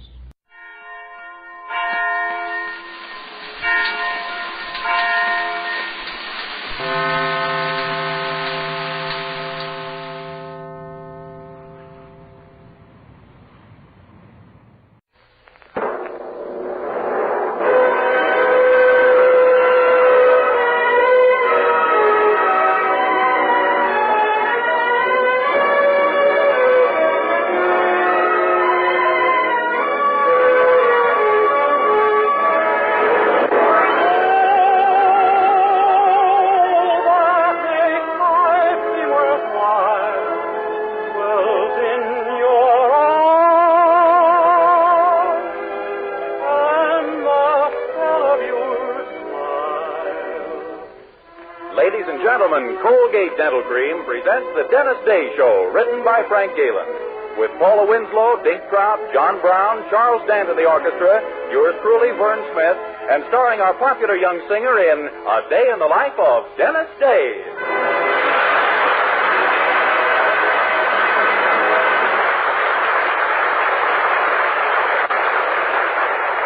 Twice a day and before every date, use Colgate Dental Cream to clean your breath while you clean your teeth.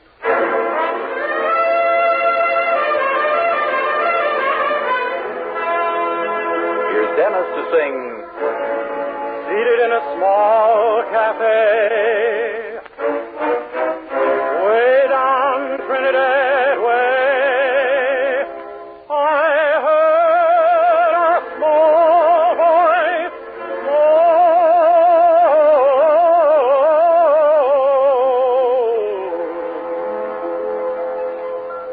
I don't like him, gee, I don't like you.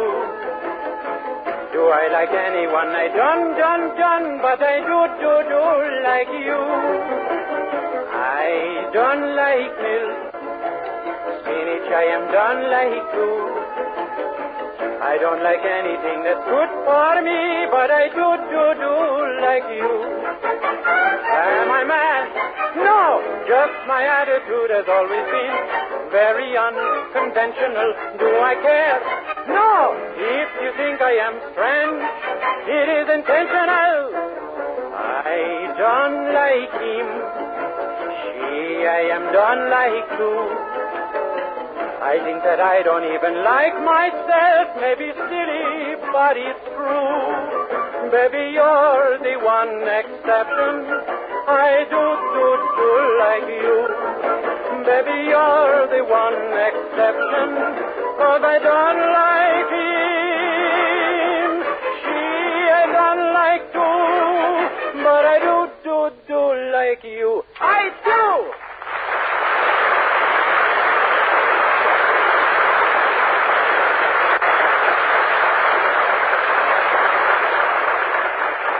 Colgate Dental Cream cleans your breath while it cleans your teeth. No other toothpaste does a better job of cleaning your teeth than Colgate Dental Cream. For Colgate Dental Cream has a safe polishing agent that cleans your teeth both gently and thoroughly, brings out their natural sparkle and beauty. And scientific tests prove that Colgate Dental Cream cleans your breath while it cleans your teeth. Yes, actual scientific tests prove conclusively that in 7 out of 10 cases, Colgate Dental Cream instantly stops unpleasing breath that originates in the mouth. Colgate Dental Cream is famous for its wonderful wake-up flavor, too.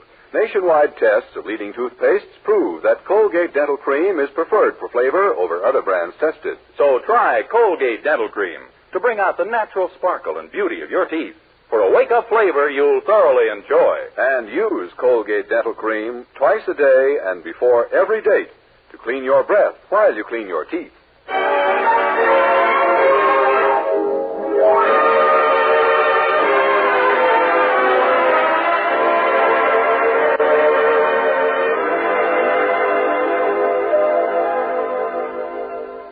Well, April is awfully early in the year to be talking about summer vacations. And besides, Dennis Day has been working in Willoughby's drugstore for only 7 months.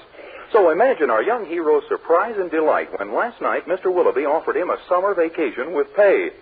In fact, Dennis was so happy about it that he brought up the subject again the first thing this morning. Gee, Mr. Willoughby, I thought all night long about my summer vacation. Did you, Dennis? Yes, sir. It's just wonderful of you to give me one when I've only been here such a short time. And I can't tell you how I'm looking forward to it. Good. I just know it'll be the nicest day of my whole life. Well, I'm glad you're grateful, my boy, because there's a favor you could do for me in return. Oh? A problem has suddenly come into my life, and I want your help. A difficult problem? I'm coming to you with it, Dennis. Gee, practically hopeless, huh? Well, just possibly not. It concerns my own vacation, son. You see, my wife's old maid sister wants to take the missus and me with her on an ocean cruise to the West Indies. Boy, on a boat? Yes, she feels safer on one when she's in the middle of the ocean. However, I remembered my last sea trip. The third day out, I couldn't leave the cabin. I couldn't stand the sight of food. My face had turned green, and I wished I were dead. Oh, you may have been seasick.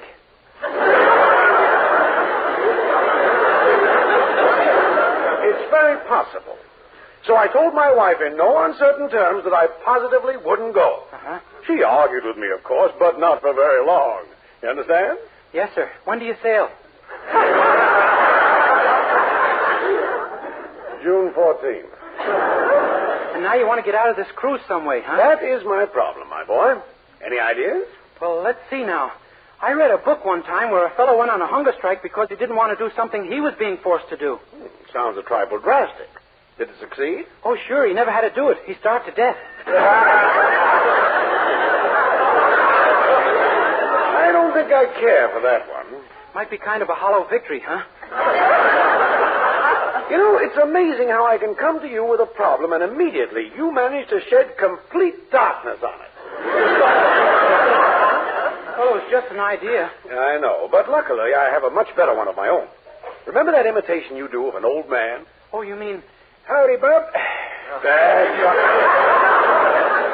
Now, can you do that imitation, only make him a seafaring man? Sure. Avast there, you lubbers! Batten down the mizzen mast and look sharp or I'll hit you with the bilge.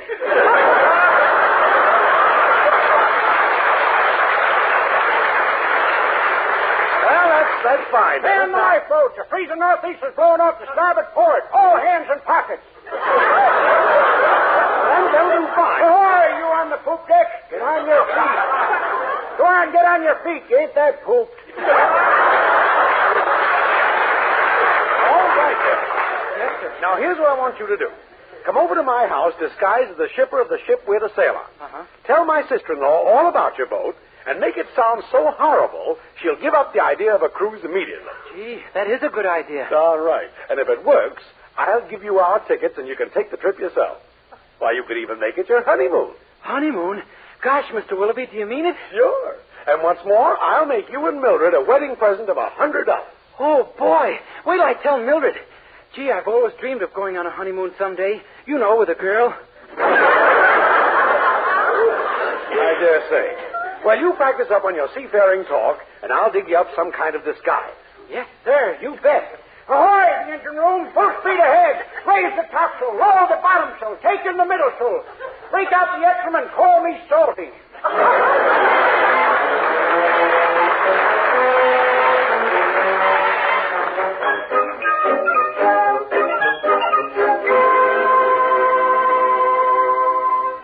Oh, Dennis, I just can't believe it.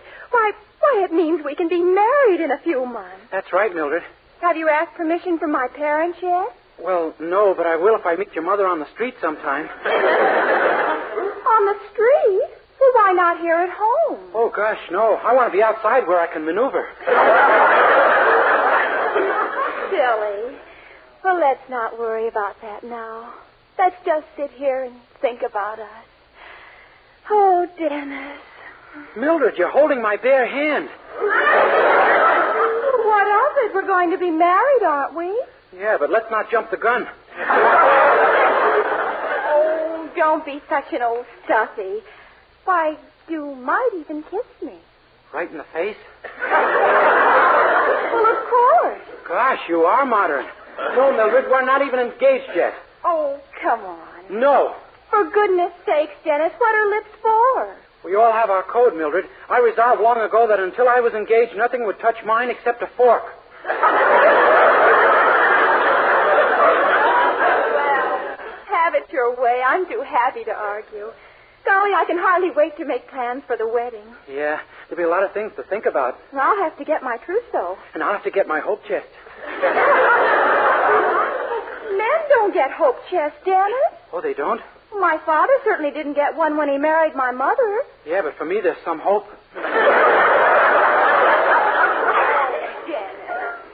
Well, I guess we better go into the living room and tell the folks the news, huh? Oh, no, Mildred, wait. Let's not tell your mother yet. After all, it's... You're scared. No, but why the hurry? Let's get married first and then break it to her. Say, after we have a few children, they'll help her to get used to the idea. Well, we'll do nothing of the kind. We're going to tell them both now. Come on. But, Mildred, please. Mother, Daddy. Yes, Mildred? Yes, my dear. I have some wonderful news. See, Poopsie? I told you we'd hear something wonderful when I found that first four-leaf clover in the yard today. What is it, Mildred? Dennis and I are going to be married in 2 months. What? What? Really, Mildred? You and your four-leaf clover. Oh, it isn't really definite yet, Mrs. Anderson. Mildred, I want you to go to your room. Your father and I want to have a little talk with Dennis. Oh, all right, Mother. But I hope you won't oppose our marriage because our minds are made up. We're as good as married right now. Aren't we, Dennis? Yes, Poopsie. We just want to talk, Mildred. Go along now. Yes, Mother. Sit down, Dennis. Now then, what have you to say for yourself? Why, nothing. My, he sounds more like a married man every minute. Quiet, Herbert. Dennis, have you thought over very carefully what it means to marry a woman? Oh, yes, ma'am. But there's very little else a fellow can marry. But wouldn't it be better, Dennis, if we were all absolutely certain that you were right for Mildred and she was right for you? What would you say to a cooling-off period of, 10 years? Oh, no, ma'am. I'm sure Mildred and I are right for each other now. Yes, but don't you see... And may I say a word, Mr. Speaker? What is it? Well, there's a marriage clinic over in Middletown whose business it is to find out whether people can marry compatibly. Now, why doesn't Dennis go over there for an interview? Why, well, that's an excellent idea. I'm rather pleased with you, Herbert. Oh, thank you, Sugar Nose. Gee, Mrs. Anderson, a marriage clinic. I don't think... All they'll do is ask you a few questions, Dennis. You owe it to yourself and Mildred to find out whether you're suitably mated. But really, You're going, Dennis. Now, look, Mrs. Anderson. The day finally comes in a man's life when he gets tired of being bossed around. The day when he rises up and revolts. See? Well? Well, I'd give anything if this was the day.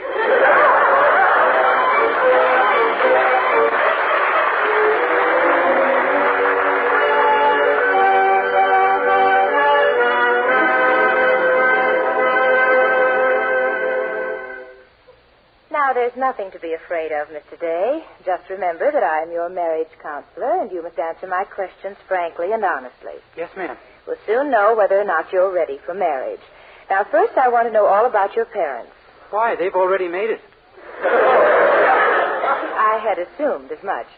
But I'm trying to learn something of your background. Are your parents happy together? Oh, yes, ma'am. Very. And what are your relations toward your mother and father? In both cases, I'm their son. It's possible I phrased it wrong. I'm going to give you the benefit of the doubt I do not feel. Oh, thank you. Do you remember ever having any trouble with your brothers or sisters, Mr. Day? Oh, no, ma'am. Not at all. How can you be so sure without thinking? I haven't got any. Suppose we try a slightly different tack. Shall we? For heaven's sake? Okay. Do you feel yourself that you're ready for marriage, Mr. Day? That is, have you sown all your wild oats? Oh, I never touch him. I'm a Wheaties man.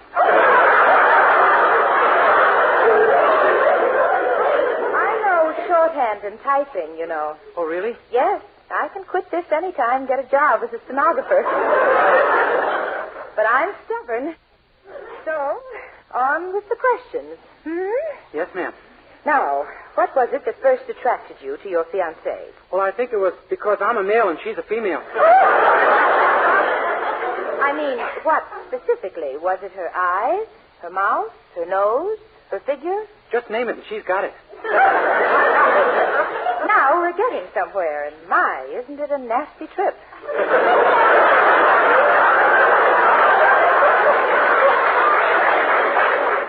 Mr. Day, I have here a list of questions which are designed to show your maturity and ability to cope with adult marital problems. Shall we throw them away, or shall we waste our time? You mean you don't want to ask me them? Why not? Let's have fun. First, do you believe in the double standard? What's that? It's a theory that there is a difference between the sexes. Well, I always thought that was more than a theory. Next question. Suppose you had an argument with your wife and she threatened to go home to her mother. What would you do? Let her. Let her. If she were at her mother's, you might not see her again. Sure I would. On my salary, who do you think we'll be living with?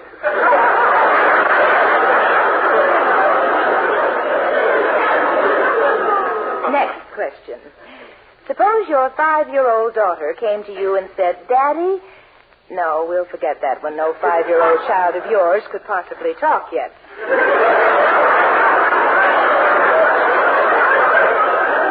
that the end of the questions? I mean, have you decided yet about my marriage? Yes, indeed. Do you want to make some girl very happy, Mr. Day? Oh, yes, ma'am. Then don't get married. Wait a little while, Mr. Day. You're too immature, too unsophisticated. But really, Mr. Day, I get all sorts of people in here, young men like yourself and old maids of 60, like the woman who was here before you and whom I advised to look for an elderly sea captain because she loves ocean travel so. But I don't want to marry an elderly sea captain. I have a girl. Don't marry her yet, Mr. Day. Wait. I know everything about marriage there is to know. Well, okay. Thank you very much, Mrs. Parker, only it's not Mrs., it's Miss. Miss? You mean you're not... Certainly not. You think I'm crazy?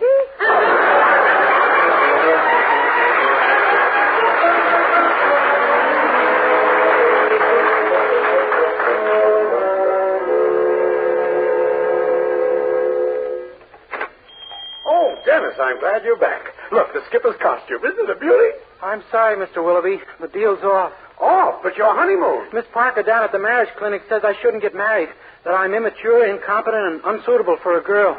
Dennis, you're not going to listen to a lot of vicious truths, are you? Yes, sir. You'll have to get someone else to fool your sister-in-law, Mr. Willoughby. But, Dennis, you can't take a word of some phony marriage counselor. Why, if I'd gone to a marriage clinic first, I might never have married my wife. And with a little time, I'm sure I could think of a good example. No use, Mr. Willoughby. I believe in Miss Parker, and I'm going to take her advice. You're not going to marry Mildred? Not yet. I must ripen first into a mature, suave, sophisticated man of the world. It could take weeks. All right, Dennis. If that's the way you feel, that's all there is to it. Better go back and clean up my office, my boy. It's pretty messy. Yes, sir. I'm sorry it ended like this, Mr. Willoughby. Well, desperate measures require desperate remedies. Oh, hello? Is this Mildred Anderson? This is Homer Willoughby, Dennis's boss. I'm calling about Dennis. He... Huh? Oh, you've heard? Well, that makes it easier. You see, I just thought of a little plot that you and I can pull on the boy to make him change his mind. Now, suppose you meet me on my corner in 15 minutes, and we'll settle this silly marriage clinic business once and for all.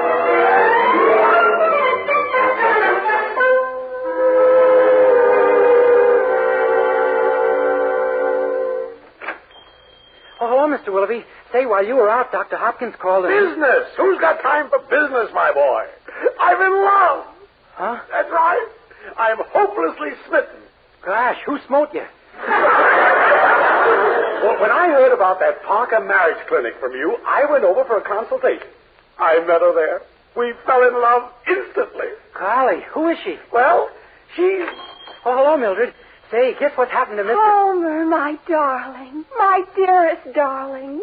I beg your pardon? Mildred, my angel. My love. Yours also, I would like to beg. Oh, Mildred, darling, sit here at the soda fountain, and I'll sit beside you and look at you. Yes, and I'll look at you, Homer, dearest. You know, Mildred, I feel there's something strange between us. Don't you?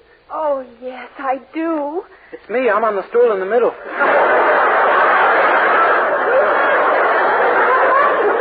Oh, go away, boy. Yes, we'd like to be alone. Mr. Willoughby, this is your girl?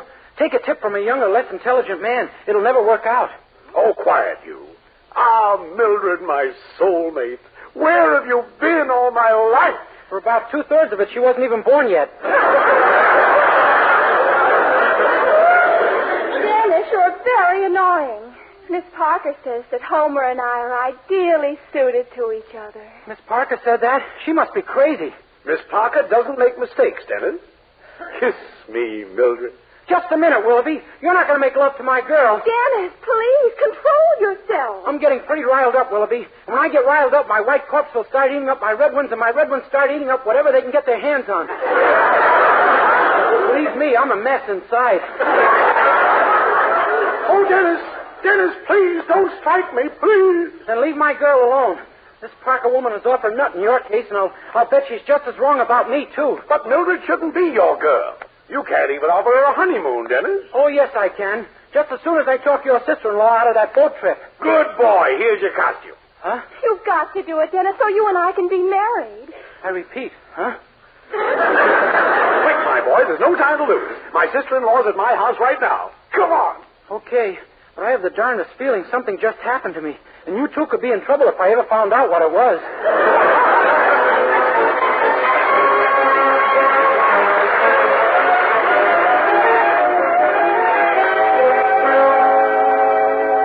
All right now, Dennis. Just keep your nerve and we can't miss. Well, I'll do my best, Mr. Willoughby. Do I really look like an old sea captain with this yachtsman's cap and white mustache? You look perfect. Now, remember, tell her your boat's an old tub, and she's crazy if she takes a trip on it. Uh-huh. And your name is Captain Talbot of the sloop Planet. Can you keep all that straight? Oh, you know me, sir. Certainly. What do you think I'm so worried about? All right, ring the bell. I'll be waiting for you out here. Okay. Yes. Were you looking for someone? Howdy, ma'am. I'm Captain Talbot, the skipper of that there boat you're taking a cruise on this summer. You mean you're a real sea captain? Yep, and I'd like to tell you a few things about that boat of mine. Well, we got rats on her so big... Oh, Captain, I don't want to talk about your boat. I want to talk about you. Huh?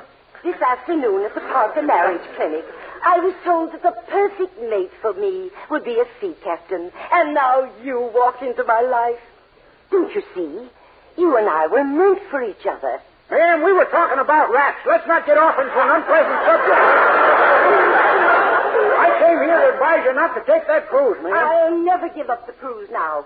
Isn't it obvious that fate has thrown us together? Yep, it's also obvious that's now going to rip us asunder. But you can't walk out of my life like this. But you're a sea captain. My ideal mate. But... You're the same age as I am. What? You're... Miss Stewart, I guess there's only one thing to do. I got to tell you the truth. My name isn't Captain Talbot. It's Dennis Day. And I'm not a sea captain. I'm a soda jerk. And I'm not your age. I'm 22. Well, why worry about details now? We'll discuss them after we're married. Oh, no, ma'am. I only went through this so I could go on a honeymoon cruise with my girl. If I married you, she'd probably be so aggravated she'd stay home. We'd better forget it, ma'am. Goodbye. Well, Dennis, well, is the cruise off? Mr. Willoughby, let's go back to the drugstore. I want to show you something I know you'll be interested in. Show me something? Yeah. We just got in a big shipment of Mother Sill's seasickness pills.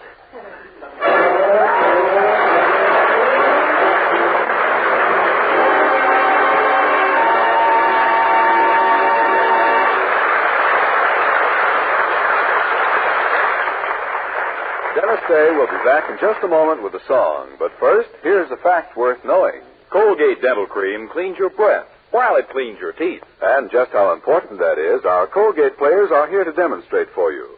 As our Colgate curtain goes up, we find Larry, our Colgate leading man, deep in conversation with his girlfriend's teenage brother. Yep, I'm beginning to see the light, kid. Happened Saturday night. Couldn't get a date with Margie. She was busy. So all by myself, I walked down to the corner to inhale a soda. And what do I see?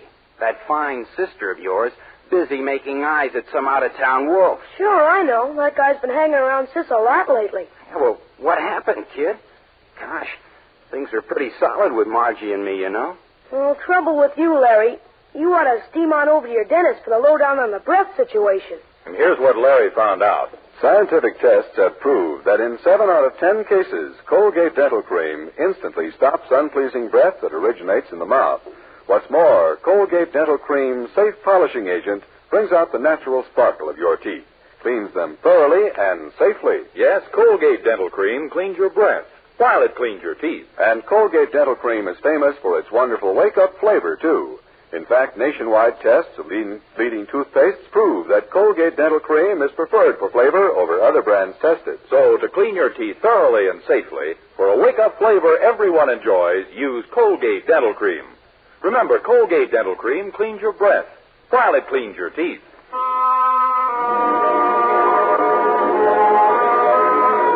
With Charles Dant in the orchestra, here is Dennis to sing another of his newest RCA Victor recordings, Stella by Starlight.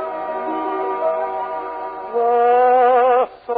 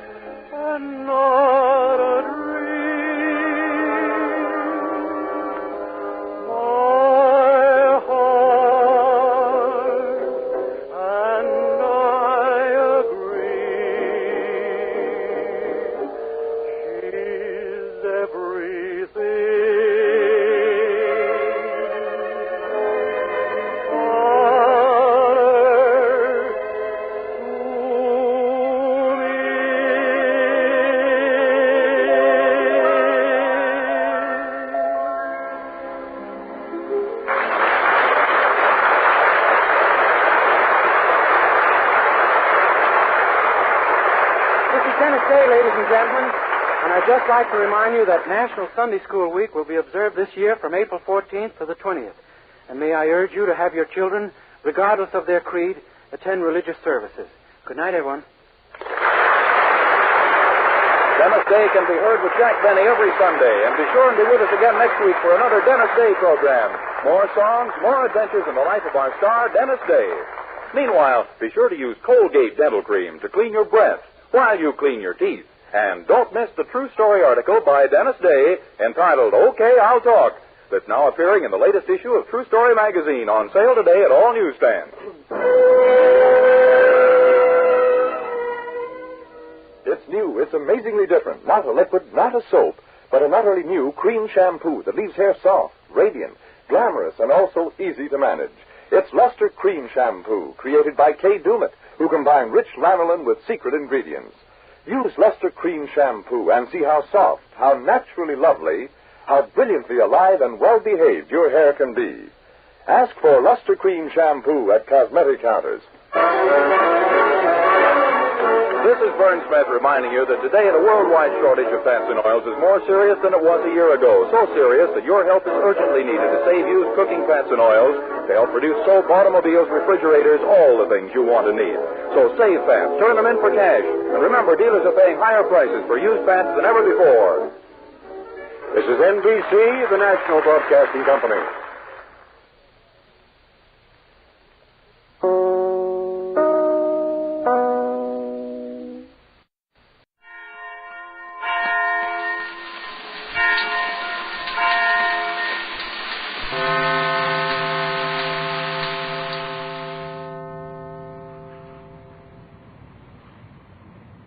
You've heard Mel Blanc as the Happy Postman. Hello, Mrs. Burns. Here's your mail. Goodbye, Mrs. Burns. Remember, keep smiling. You've heard him as the famous train caller. Train leaving on track 5 for Anaheim, Azusa, and Cucamonga. You've heard him as the lovable character Zookie. Well, in the picture shop, I'm the president. I'm the vice president. I'm the treasurer. I sweep out the place. You've heard him as the famous Warner Brothers cartoon character Bugs Bunny. What's up, guys? Now hear him as the star in his own show. Hello, Mel Blanc's Fix-It Shop. You bend it, we mend it.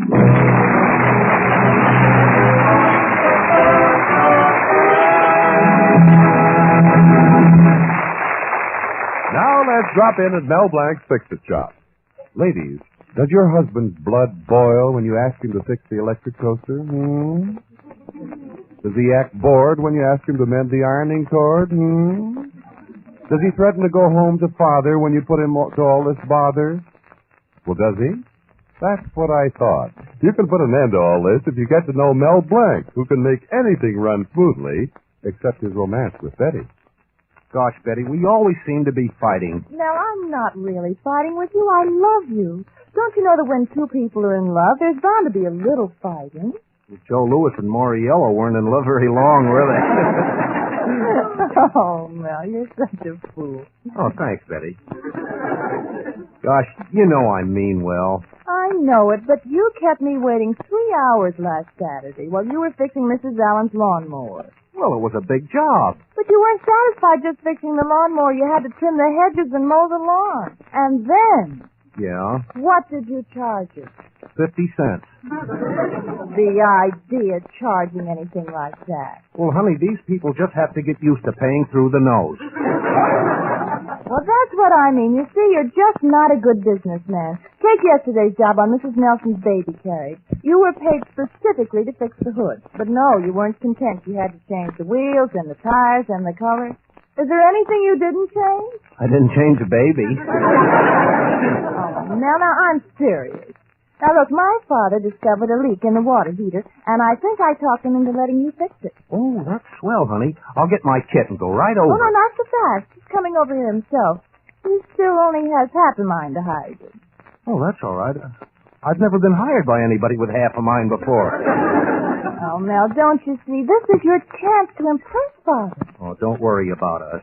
Your father and I have a perfect understanding. You do? Sure. There's nothing he wouldn't do for me, and there's nothing I wouldn't do for him. That's the way it's been for 5 years. We hadn't done a thing for each other. Oh. Darling, look, instead of just fixing the leak, convince him you're the one to do all the repairs around the house. Oh, that's easy to say, but every time your father opens his mouth, I put my foot in it. I mean, well, all I know is somebody's foot is in somebody's mouth, and, well, it's not comfortable. Oh, your trouble is you're not firm enough. When you're talking to him about the house, stand up to Father. You're right, Betty. That's the spirit. I'll stand up to him and say, listen, Mr. Colby, your foundation is loose. Your frame is out of shape. You should do something about that bay window in the front. Honey, that's wonderful. Boy, is he a mess. Mel. Oh, I mean the house. But anyway, if your father tries to interrupt me, I won't let him get a word in edgewise. Oh, darling, here comes Father. Now, don't forget to search yourself. Be firm. Don't worry, honey. As soon as he walks through that door, I'll be on him like a tiger. Mr. Colby? Well, what is it? Would you be put out if I told you there's something wrong with your house? I've been trying to put that certain something out for the past 5 years. Any luck? Father, that's not fair. Mel's really got some wonderful ideas. Well, let him get to the point. You forget I manage a supermarket. I'm a busy man. Now, what do you intend doing to my house and why? Well, first thing, I'd remove that tall, skinny thing you see as soon as you enter. And what's wrong with Mrs. Colbys? No, I mean that old-fashioned hat rack. Oh, nonsense. Father, this is such a good time to fix the house while Mother's away visiting and Cousin Gussie's due any day for her yearly visit. Oh, your mother's cousin. Yes, please. Well, ever since your mother and I have been married, dear Cousin Gussie has been coming to the house in September and hibernating until April. Gosh, September till April, all the months with an R in it. Is she a cousin or an oyster? Oh, that's a good one. I'd give anything to keep that woman away, and you want me to fix the place over for her. Please, Daddy. Oh, all right. Make up an estimate. I'll be back around noon. In the meantime, you go over to the house and fix that leak. Okay, Mr. Leak. Goodbye, Mr. Colby. Goodbye. Come on, Betty. Oh, I'm proud of you, darling. I'll see you later. I'm coming, Father. Goodbye. Boy, I guess I told him. Now I gotta show him. Oh, Uncle Rupert. What is it, nephew? Sorry I'm late. Took me a little longer than usual combing my hair this morning. Well, you still haven't got it on straight. I must do something about that crack in the mirror. I always get my part in the wrong place. Well, listen, Uncle Rupert. We've got to fix a leak in Mr. Colby's hot water heater. Now, will you take Zookie and get over there in the pickup truck? The pickup truck. I'd like to see you get rid of that thing. But why? Well, I could pick up much more in a shiny new station wagon. Oh, cut it out. Hey, now look. When you're through with that leak, be sure to tidy up the cellar, mop up the floor, and wash the window. Shall I put a big red bow on the oil burner? Yeah, put a big... No, look, Uncle. Why do I have to go? Why can't your brilliant assistant Zookie take care of it? Uncle, I don't want Zookie to go over and ball things up by himself. I want you to help him. Oh, you want me to help Zookie ball things up? Oh, stop, kid. Now get going, will you? Okay. Oh, Zookie, come here. We have a little job to do. Well, I'm all tied up. I'm completely tied up. I just untied myself. Come on, let's get going. Zookie, if you work real hard, someday you may be a partner in the fix-it shop. Me? A partner? Oh, that'd be that'd be wonderful. I couldn't afford it.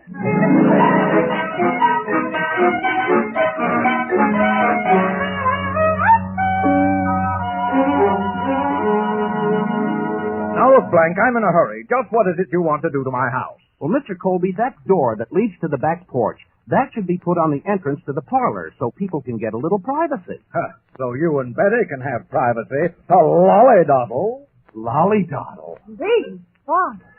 Oh, pardon me, Mr. Colby. Make it snappy. I'm in a hurry. Oh, yes, sir. Hello, Mel Blanc's Fix-It Shop. You bend it, we mend it. Oh, Melvin, this is Uncle Rupert. I'm at the Colby house, and I wanted to check up on what we were to do here. Well, Uncle, I told you what to do. Eddie, Mel's plans look too complicated. Oh, no, it's easy. All you have to do is take that door off the back porch and put it on the entrance to the parlor. Then knock out that small window over the sink and make it larger. Anything you say, Mel. Goodbye. Huh? Oh, goodbye, Uncle Rupert. Now, look, Mr. Colby, this is really a very simple job. I'm sure you'll like it. I just can't believe that Mel wants us to change those doors. Mel knows what he's doing.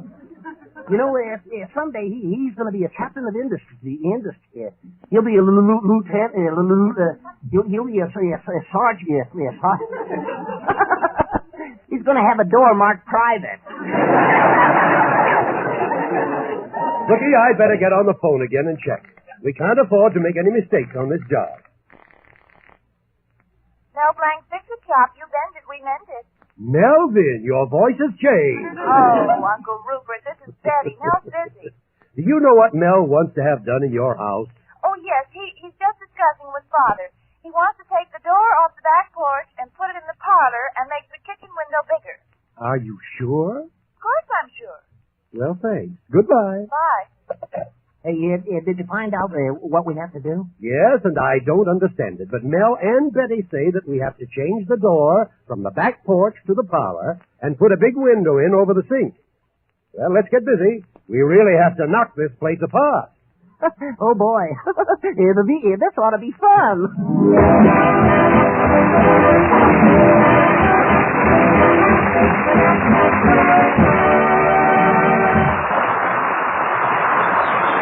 Now, here is the Page Kavanaugh Trio.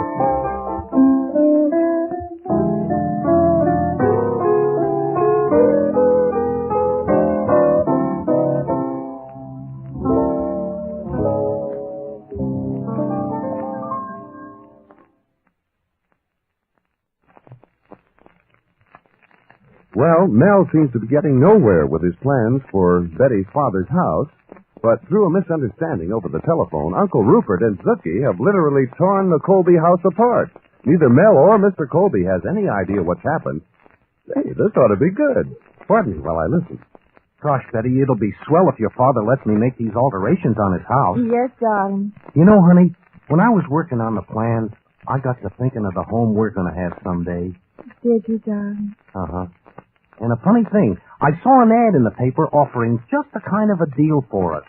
It said 2-bedroom honeymoon cottage, near transportation and shopping district, unit heat, unhampered view, $40 a month. Oh, well, that sounds too good to be true. Where is it? 916 Pine Street, Ketchikan, Alaska.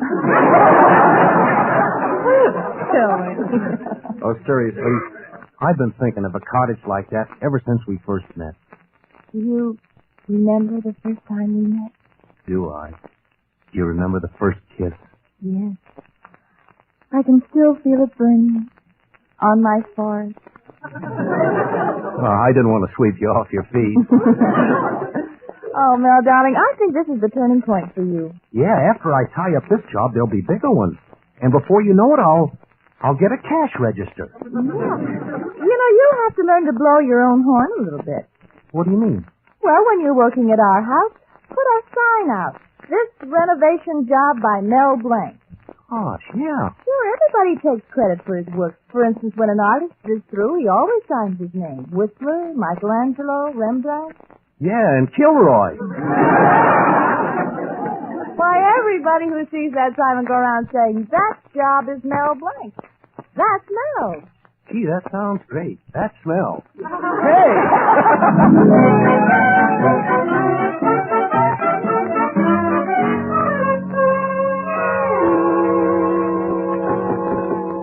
Zookie, are you sure you know how to fix that water pipe? What do I? I was a top-ranking student in the school of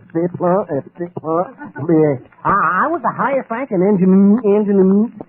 I was the class valedictorian. Boy, am I a dunce. As I see it, all that's needed is a couple of new washers. Oh, no, yeah, that won't work. There's too much pressure. I'll have to bend the pipe. Go ahead and bend it. Can you bend it by yourself? Oh, easily. And now watch. I'll just pull a little like this on the ring.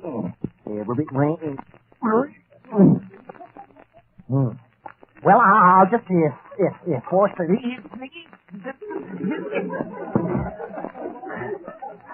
I'll just give it a little.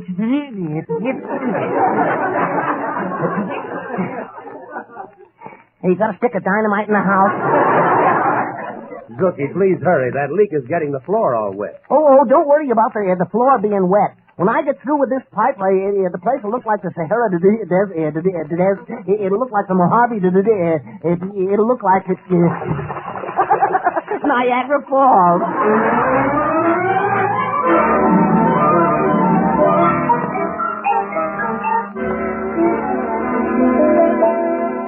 Well, Mr. Colby, what do you think about my plans for your house? Is it all right for me to go ahead? No.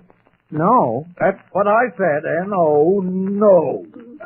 But why, Mr. Colby? Now, look, I don't want to argue about it now. You're coming to the house tonight for dinner. We'll discuss it further then. Okay, Mr. Colby. Ready, and I'll pick you up here in about an hour. Now, you be ready. I don't like to be kept waiting. Okay, Mr. Colby.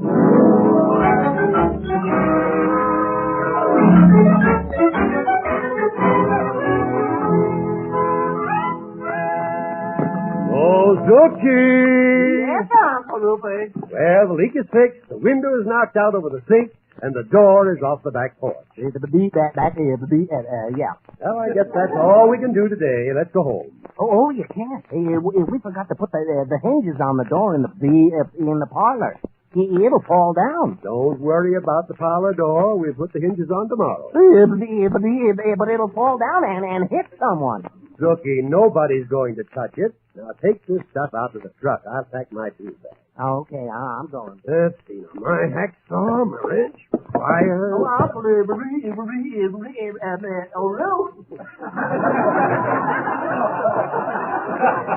Yes, Zookie. Dr. Crab is out here. He wants to see you. Oh, that dog doctor again. What does he want? Well, he wants to see you. Okay, Hello, Christopher. How's the dog doctor today? Consultant veterinarian, if you don't mind.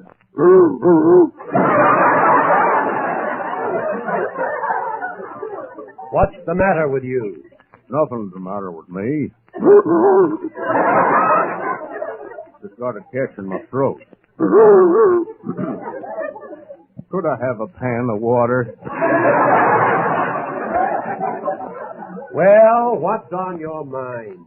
Well, I saw the fix-it-shop truck outside and thought you'd save me a trip. I want Mel to fix his dog collar. Anything else? No. It's for my new female hound dog from Mississippi. My, how she handles that big Boston bull who comes to court. Funny thing, She won't have anything to do with that big Boston bull. She's choosy, eh? Yes, she just won't take any bull. Now, wait a minute. Yep, and that same female hound from Mississippi is just the same about all the other male dogs. Just wraps them around her little paw.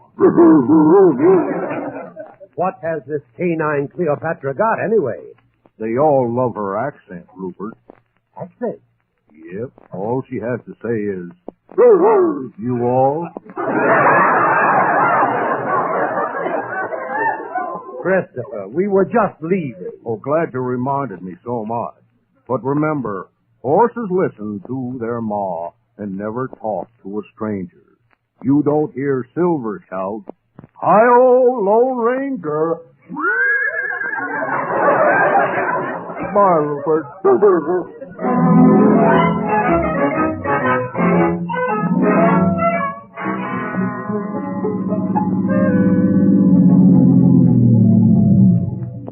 Well of you to invite me to your house to dinner, Mr. Colby. Oh, we were glad to have you, Mel, aren't we, Father? Huh? Oh, sure, yes, we're glad to have you. Well, let's get into the house where I can relax. I'm tired. Holy terrors! Who tore that hole in the side of my house? Hole! Why, you... What happened to the window that was in there? Oh, gosh, I don't know, Mr. Colby. I was in the shop all day. Mel, look what Rupert and Zookie did. Oh, thank you, addle-pated, feeble-minded, dim-witted... Oh, Matthew! It's Cousin Gussie! Oh, no! Oh, no! Oh, listen, her too. Hello, Matthew! Well, it's good to see you again, Cousin Gussie. Good heavens! This place is a shambles. You're telling me? Well, gracious, how long is it going to be like this? Oh, it'll be like this for months, maybe years. Really? You wouldn't want to stay here under these conditions, would you, Cousin Gussie? And why not? Well, I didn't want to inconvenience you, that's all. Oh, I'll be the judge of my own convenience. Yes, Cousin Gussie. I have a surprise for you. This trip, I'm only going to stay 6 months. Yes, Cousin Gussie. Now, how do I get upstairs to my room? Right through that new door. Well, isn't it closer? Through the hall there? No. Go right through that new door. Well, all right. I'll see you all for dinner. Oh, my goodness. Oh, what happened? Get me out from under this door! Oh, I'm terribly sorry, Cousin Gussie. Matthew Colbys, now take your hands off of me. You premeditated murderer. You killer, you. I've always known you didn't like me, but I never thought you'd try to kill me. Now, I'm getting out of here this minute. I'll never step foot in this house again as long as I live. Oh, here, let me help you. Don't just touch me, you assassinator. Goodbye.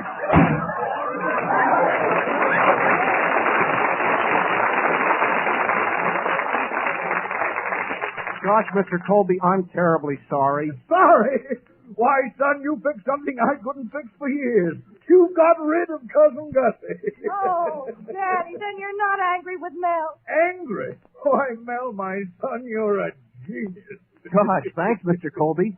I've never seen you so happy before. You don't seem your old self. Oh, Mel, you're wonderful. I'm deeply indebted to you. Well, then maybe I can go ahead and make all the repairs in the house? No maybes about it, Melvin. The job is yours. Wonderful. Oh, wonderful. Now, how soon can you get me a new window to cover that big hole you made? Oh, it'll only take about 6 months. 6 months? What are you talking about? You mean that I have to live with that big hole in the side of my house for 6 months? But, Mr. Colby... You stupid, addle-pated, brain number. He's his old self again.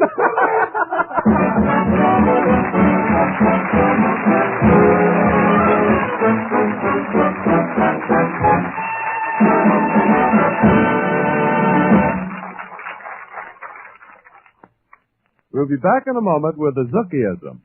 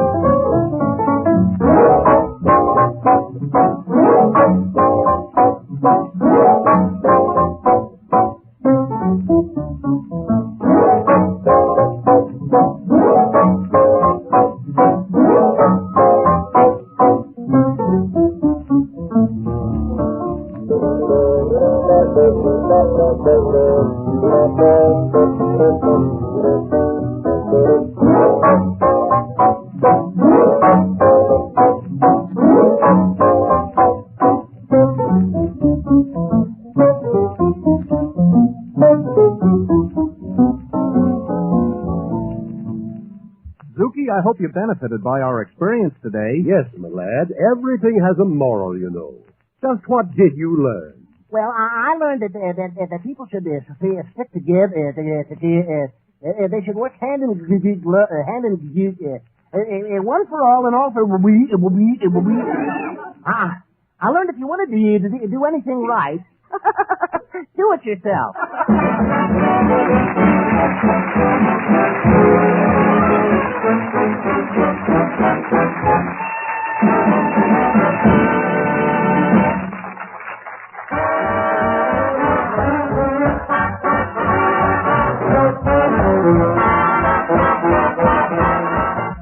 This is the Armed Forces Radio Service, the voice of information and education.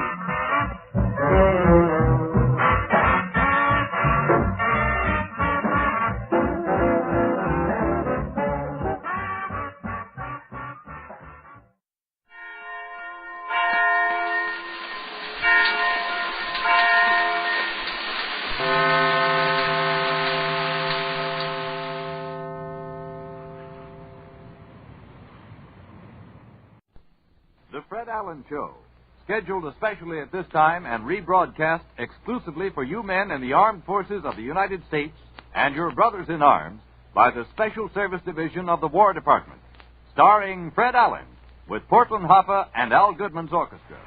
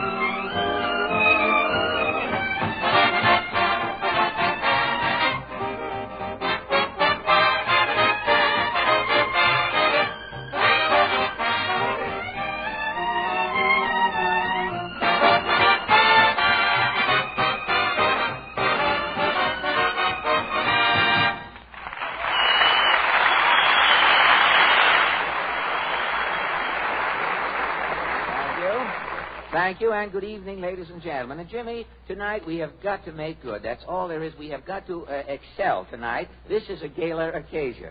Yes, Fred. Tonight is your 100th Texaco Star Theater broadcast. Oh, boy. Just think, Jimmy, my 100th broadcast. If I was a century plant and this was my 100th anniversary, I would open my petals and give off a rare aroma. You don't need petals, brother. It's been a long... You called in your own writer for that line. It's been a long time, Jimmy. You know, when we started this program, John's other wife hadn't even met John. Mr. District Attorney was just another lawyer in the Goodwill Court in those days. And the best tunes of all came from Singing Sam.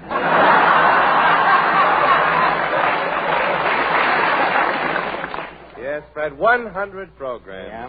I wonder how many times I've said, Stop in at your Texaco dealers at any time. Oh, I wouldn't even know. I wouldn't dare to compute a thing like that, Jimmy. I wonder how many times I've heard that voice. Mr. Allen! Well, you're just in time, Portland. Jimmy and I were reminiscing. Is this your 100th broadcast tonight? Yeah? Gosh, when you started in radio, Superman was just a Boy Scout, wasn't he? We used to chase the little punk out of the studio. Get away with you. You know, back in those days, a man named Benny was the biggest thing on the air.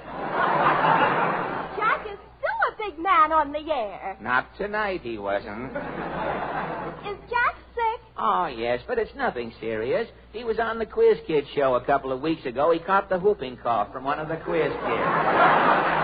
Well, Jack must be pretty sick if he didn't work tonight. Oh, well, he's not that sick. Then why didn't he come out? Well, the real reason Benny stayed in bed tonight is because the hotel is charging him $18 a day, you see. Now, Benny won't come out of the room. He's in there trying to get his money's worth.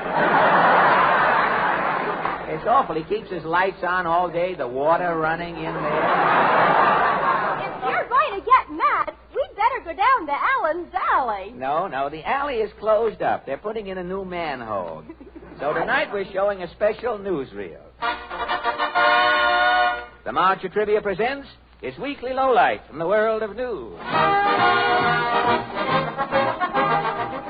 Hollywood, California. Academy of Motion Picture Arts and Sciences makes its annual awards for outstanding achievements in the cinema industry during the past year. March of Trivia, ignoring Academy, makes its own awards to little-known Hollywood folks who contributed nothing to the advancement of motion pictures during 1942.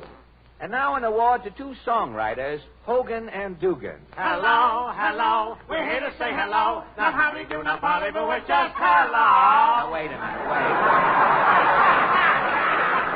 Now, look, just a minute, boys. Okay, pal. You are the only two songwriters in Hollywood not to get a song in a picture during 1942. Crosby don't even know us by sight. He doesn't? Well, how many songs did you write? 200. Not counting the Rinso jingles. Not counting the jingles. Well, how come you've had such a bad year, boys? It's the breaks. Well, how do you mean? Back in January, we wrote, I'm dreaming of a white New Year's, a New Year's like the years I used to know.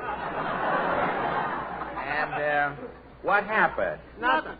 Then we wrote, I'm dreaming of a white Lincoln's birthday. Abe was a man I'd like to know. And still no break? Not a nibble. Not a nibble. Then we wrote, I'm dreaming of a white April Fool's Day. And this went on all year? We wrote, I'm dreaming of a white Decoration Day. Yeah? I'm dreaming of a white 4th of July. Uh-huh. I'm dreaming of a white Labor Day. Well, when did you stop writing? In December. We took 2 weeks off, so what happened? What? Some guy, Mervyn Moylin, writes, I'm dreaming of a white Christmas.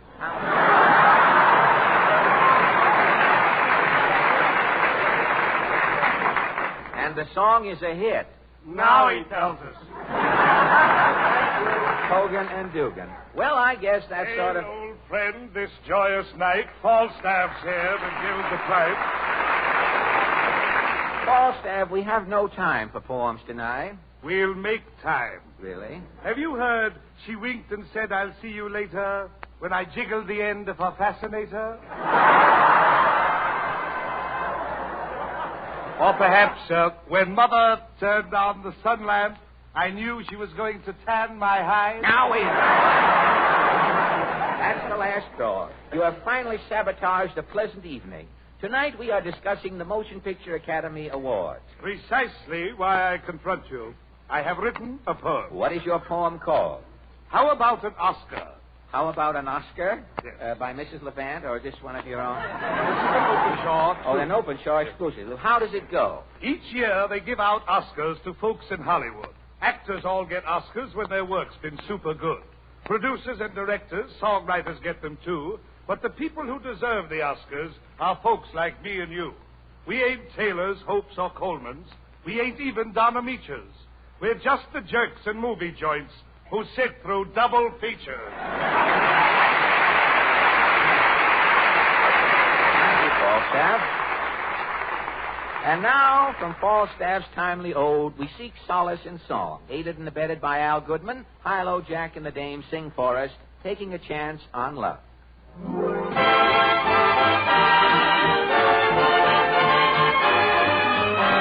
Here I go again. I hear the trumpets blow again. All aglow again.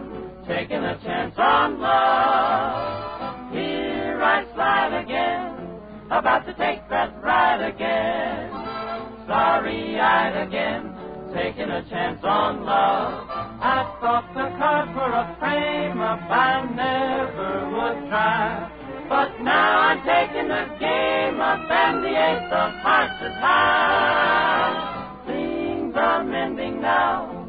I see a rainbow blending now. We'll have a happy ending now. Taking a chance on love.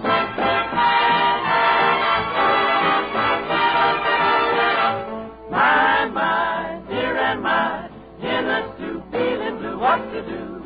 I guess I'll just take a chance on love and sing da-la-da-da-da-da-da-da. Da-la-da-da, da-la-da-da, oh, here I come again. I'm gonna make things hum again. I'm acting dumb again, taking a chance on love.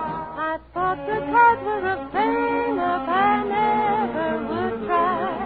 But now I'm taking the game up and the ace of hearts is high. Things are mending now.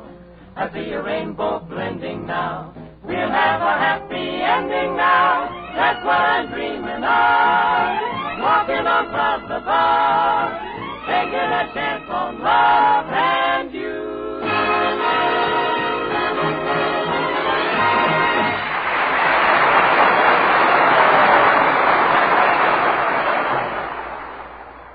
Now, ladies and gentlemen. Allen? Yes, pardon. Have you a piece of string? String for what? Well, I've got to tie up this gift box for Uncle Phil. Oh, is Uncle Phil in the Army? No, he's in jail. Oh, back home again, really?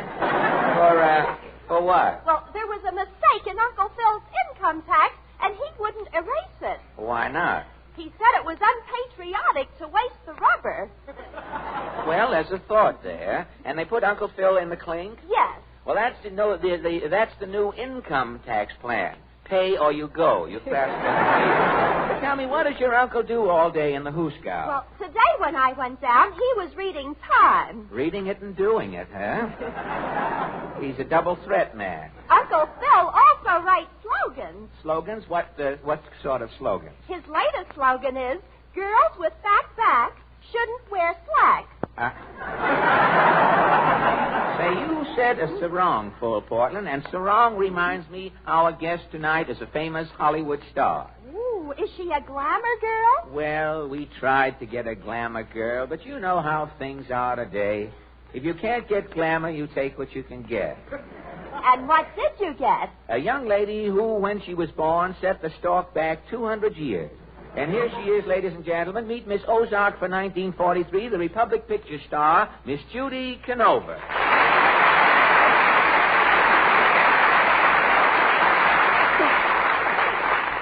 Thank you. Welcome back to our little Marfac lubrication playhouse, Judy. I'm glad to be back, Fred. It says here. Yes, according to our writers, everyone is always glad to be here, Judy. I'm sorry I didn't get to meet you down at the train, Judy. I tried to get through that mob, but there must have been 5,000 people there. Oh, that crowd wasn't there to meet me, Fred. No? No, they was all butchers. Elsie the cow was in the next car. Say, I saw the pictures they took of you down at the Grand Central. You were bending down. Were you tying your shoe? Nope, I was shaking hands with the mayor.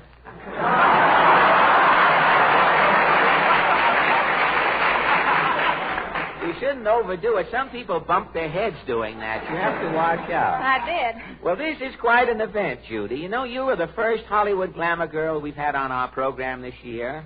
Oh, shucks, Fred. I ain't no glamour girl. Oh, why, Judy, you have charm, grace, a lovely figure, a dynamic personality, If my draft board is listening, boys, this proves how bad my eyes are. Fred, do you mean to stand there and tell me that you tried to get into the Army? Yes, Judy, I went over to my draft board last week. Well, what happened? Well, I crawled into the room. The head of the draft board, an old gentleman. I did. I crept into the place. Someone said the ivy's coming in through the door, but it was I. And I crept into the room. The head of the draft board, an old gentleman, took one look at me and said, "You take my chair, brother. I'll go." Why, Fred, I think you'd make a great soldier. You've got that there military look. The military look? Yeah, with those bags, your eyes look like they're hiding in 2 foxholes.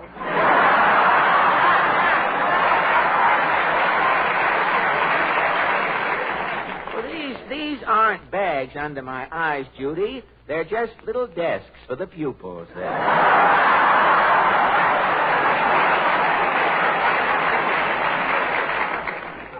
They look more like apples for the teachers. Well, please, Judy, as the lesser of two evils, let's talk about you. Tell me, what are you doing?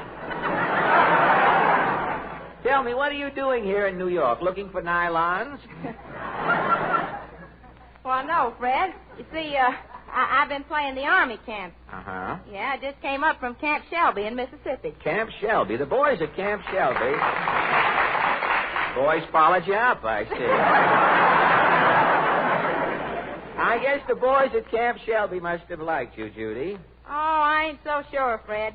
When Henny Lamar or Betty Grable gave a show at the camp, Yes? the bugler called them in by blowing assembly. Well, what did the bugler blow for you? Mess call. Well, don't let it get you down, Judy. You play those love scenes in your pictures with handsome young leading men. Why, the fellers I get ain't handsome. They ain't young, and I got to do all the leading.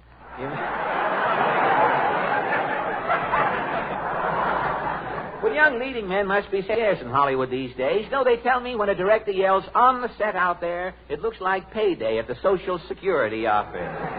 Well, leading men ain't the only problem in Hollywood, Fred. No? No, the food shortages are changing things, too. Well, I know there's a big change in the Western pictures. Cowboys used to chase cattle, whooping and hollering, "Yippee!" Now they just chase cows and drool. I know. They have saddles with built-in cuspidors. But you're certainly lucky, Judy. You know these shortages are going to make you the biggest star in Hollywood. Me? The biggest star? Well, why not? Studios can't get lumber for sets. The stars can't get dress suits and evening gowns. All Hollywood can make from now on will be hillbilly pictures. And that's your racket. You mean the picture companies won't make nothing but hillbilly operas? Why, from now on, all pictures will observe the ration laws, Judy. And I have written a duration scenario. Now, let's, you and I, try it out and see what it's like. All right? Music, maestro.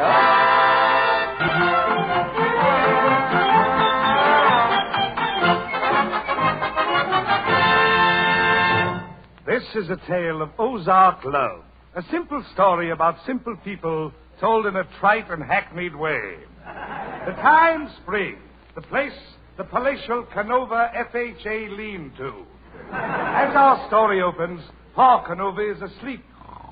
Ma Canova is trying to wake him up. Wake up, Paul. Wake up. Yes. What time is it, Ma? It's March. Come on, get up now. Here's the rake. Run it for your beard. I ain't a-touching my beard. There's a field mouse in there folding. I'm shaking some flour on your feet. Flour? What for? Companies are coming. Come to see who? Come to see Judy May, our daughter. Judy May's aiming to get here. Where is Judy May? She's out riding up and down in the well bucket, rinsing. I'll fetch her. Judy May! Judy May! What is it, Ma? Your bowl will be here in a minute, Judy May. That's why I'm rinsing, Ma. Better stand here and drain a mite. Come on, move around. Don't pull up the floor. I won't. I'm aiming to be dry and dainty when Zeke gets here. Here, run some twine through your toes. And, Judy May, stick your hair up with with some lard. Say, who is this sharpie who was courting Judy May? Why, it's old Josh Allen's boy, Zeke. Him and Judy May has been rubbing muzzles. Eh? Rubbing muzzles? Yep. I caught Zeke and Judy May in the drugstore t'other day. They was alternating. Alternating, you see? Seen them with my own eyes. There they was, with a rhubarb phosphate in front of them and only one straw. They was alternating. Little girl alternating, eh? Where's my gun? Hold on, Paul. Here's Zeke now. Alternating, eh? Come in. Howdy, sir. Howdy, ma'am. Howdy, Zeke. Hey, what's this I hear about you tonight? Hush your fuss, Paul. Pull up a crate, Zeke, and set. Hey, what you got in that bag? It's a poke of sweets for Judy May. Before I popped the question, I was aiming to put the peppermint to her. Where is Judy May? She's inside, preening. Judy May! Yeah, Ma. Oh, howdy, Zeke. Howdy, Judy May. Gosh, you're as pretty as the tailboard on a circus wagon. Oh, Zeke, you're making me blush clean through my towel. Yeah, yup. Say, you like my new dress, Zeke? Jeepers, I'd like to be a seaman that get-up. Them's catalog sacks, ain't they? Uh-huh. Yep. The front's a Pillsbury and the back's Laymore chicken mash. Sure is a stump down good un, Judy. Hold on with your fancy talk, Zeke Ellen. Are you aiming to marry Judy May, or do I see the OPA man about ammunition? No, I'm fixing to hitch, Paul. Well, can you sport Judy May in the style she's accustomed? Well, I got a plow she can pull. Yeah. I got a cow she can milk. Yeah. I got a setting of eggs she can hatch out. Well, that ain't enough. Man that married Judy May has got to have an acre of land. Well, I'll be who-danged and dog-fanged. I ain't a-getting me no acre of land, Paul. Oh, Zeke, don't you love me? Judy May, you're so sweet, you look like a bee just wiped his feet on you. Oh, pretty talk, me, Zeke. Yes. Well, I didn't live till that day you slipped your hand down into my mitten. I'll make you a good wife, Zeke. I can cook. Cook? How do you fix a weasel? Why, I cook a weasel a rare and back in a pot full of greens. Just the way my ma always cooked it, rare and back. Judy May, you and me has got a hitch. I'll get me an acre of land. Zeke, my man. You got the money? I'll get the money. I'll sell my zither with the picture of Dr. Townsend on it. Hold him, Judy May. I'll run for the minister, eh? Judy May make your home a nest, Zeke. She just keeps us singing like a bird all day long. Yep, she's a singing this critter. Thanks, Alphabet Zeke, Judy May. I'll put the record on the phonograph, eh? Oh, sure. Go ahead, Judy May. Sing for Zeke. Okie beeby dokie, Zeke. Rome wasn't built in a day. You have to pay for what you get. I will be here when you find me, so come and find me, my little pet.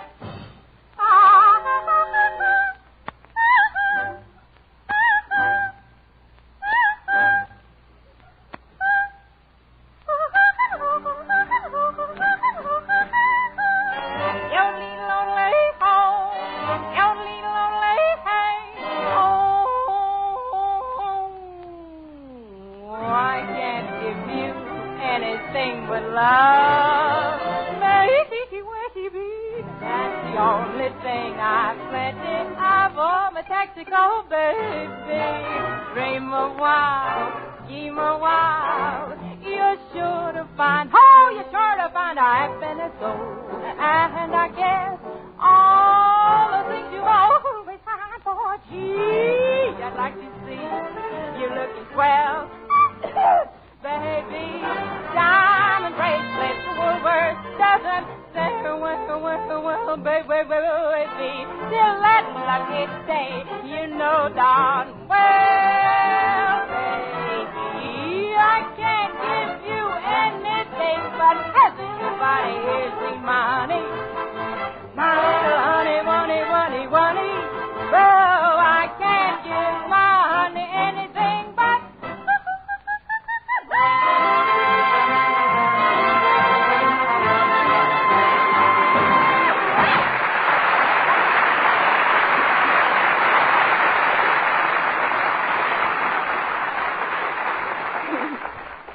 you like it, Zeke. Now I know, Pa Canova. Now I know. You know what, Zeke? I know why the man Judy May marries has got to have an acre of land. Why? He needs an acre of land to plant cotton. That's right. With Judy May singing like that all day long, her husband's got to have plenty of cotton to keep stuffing in his ears. Take her, my boy. She's yours. Thank you, Pa.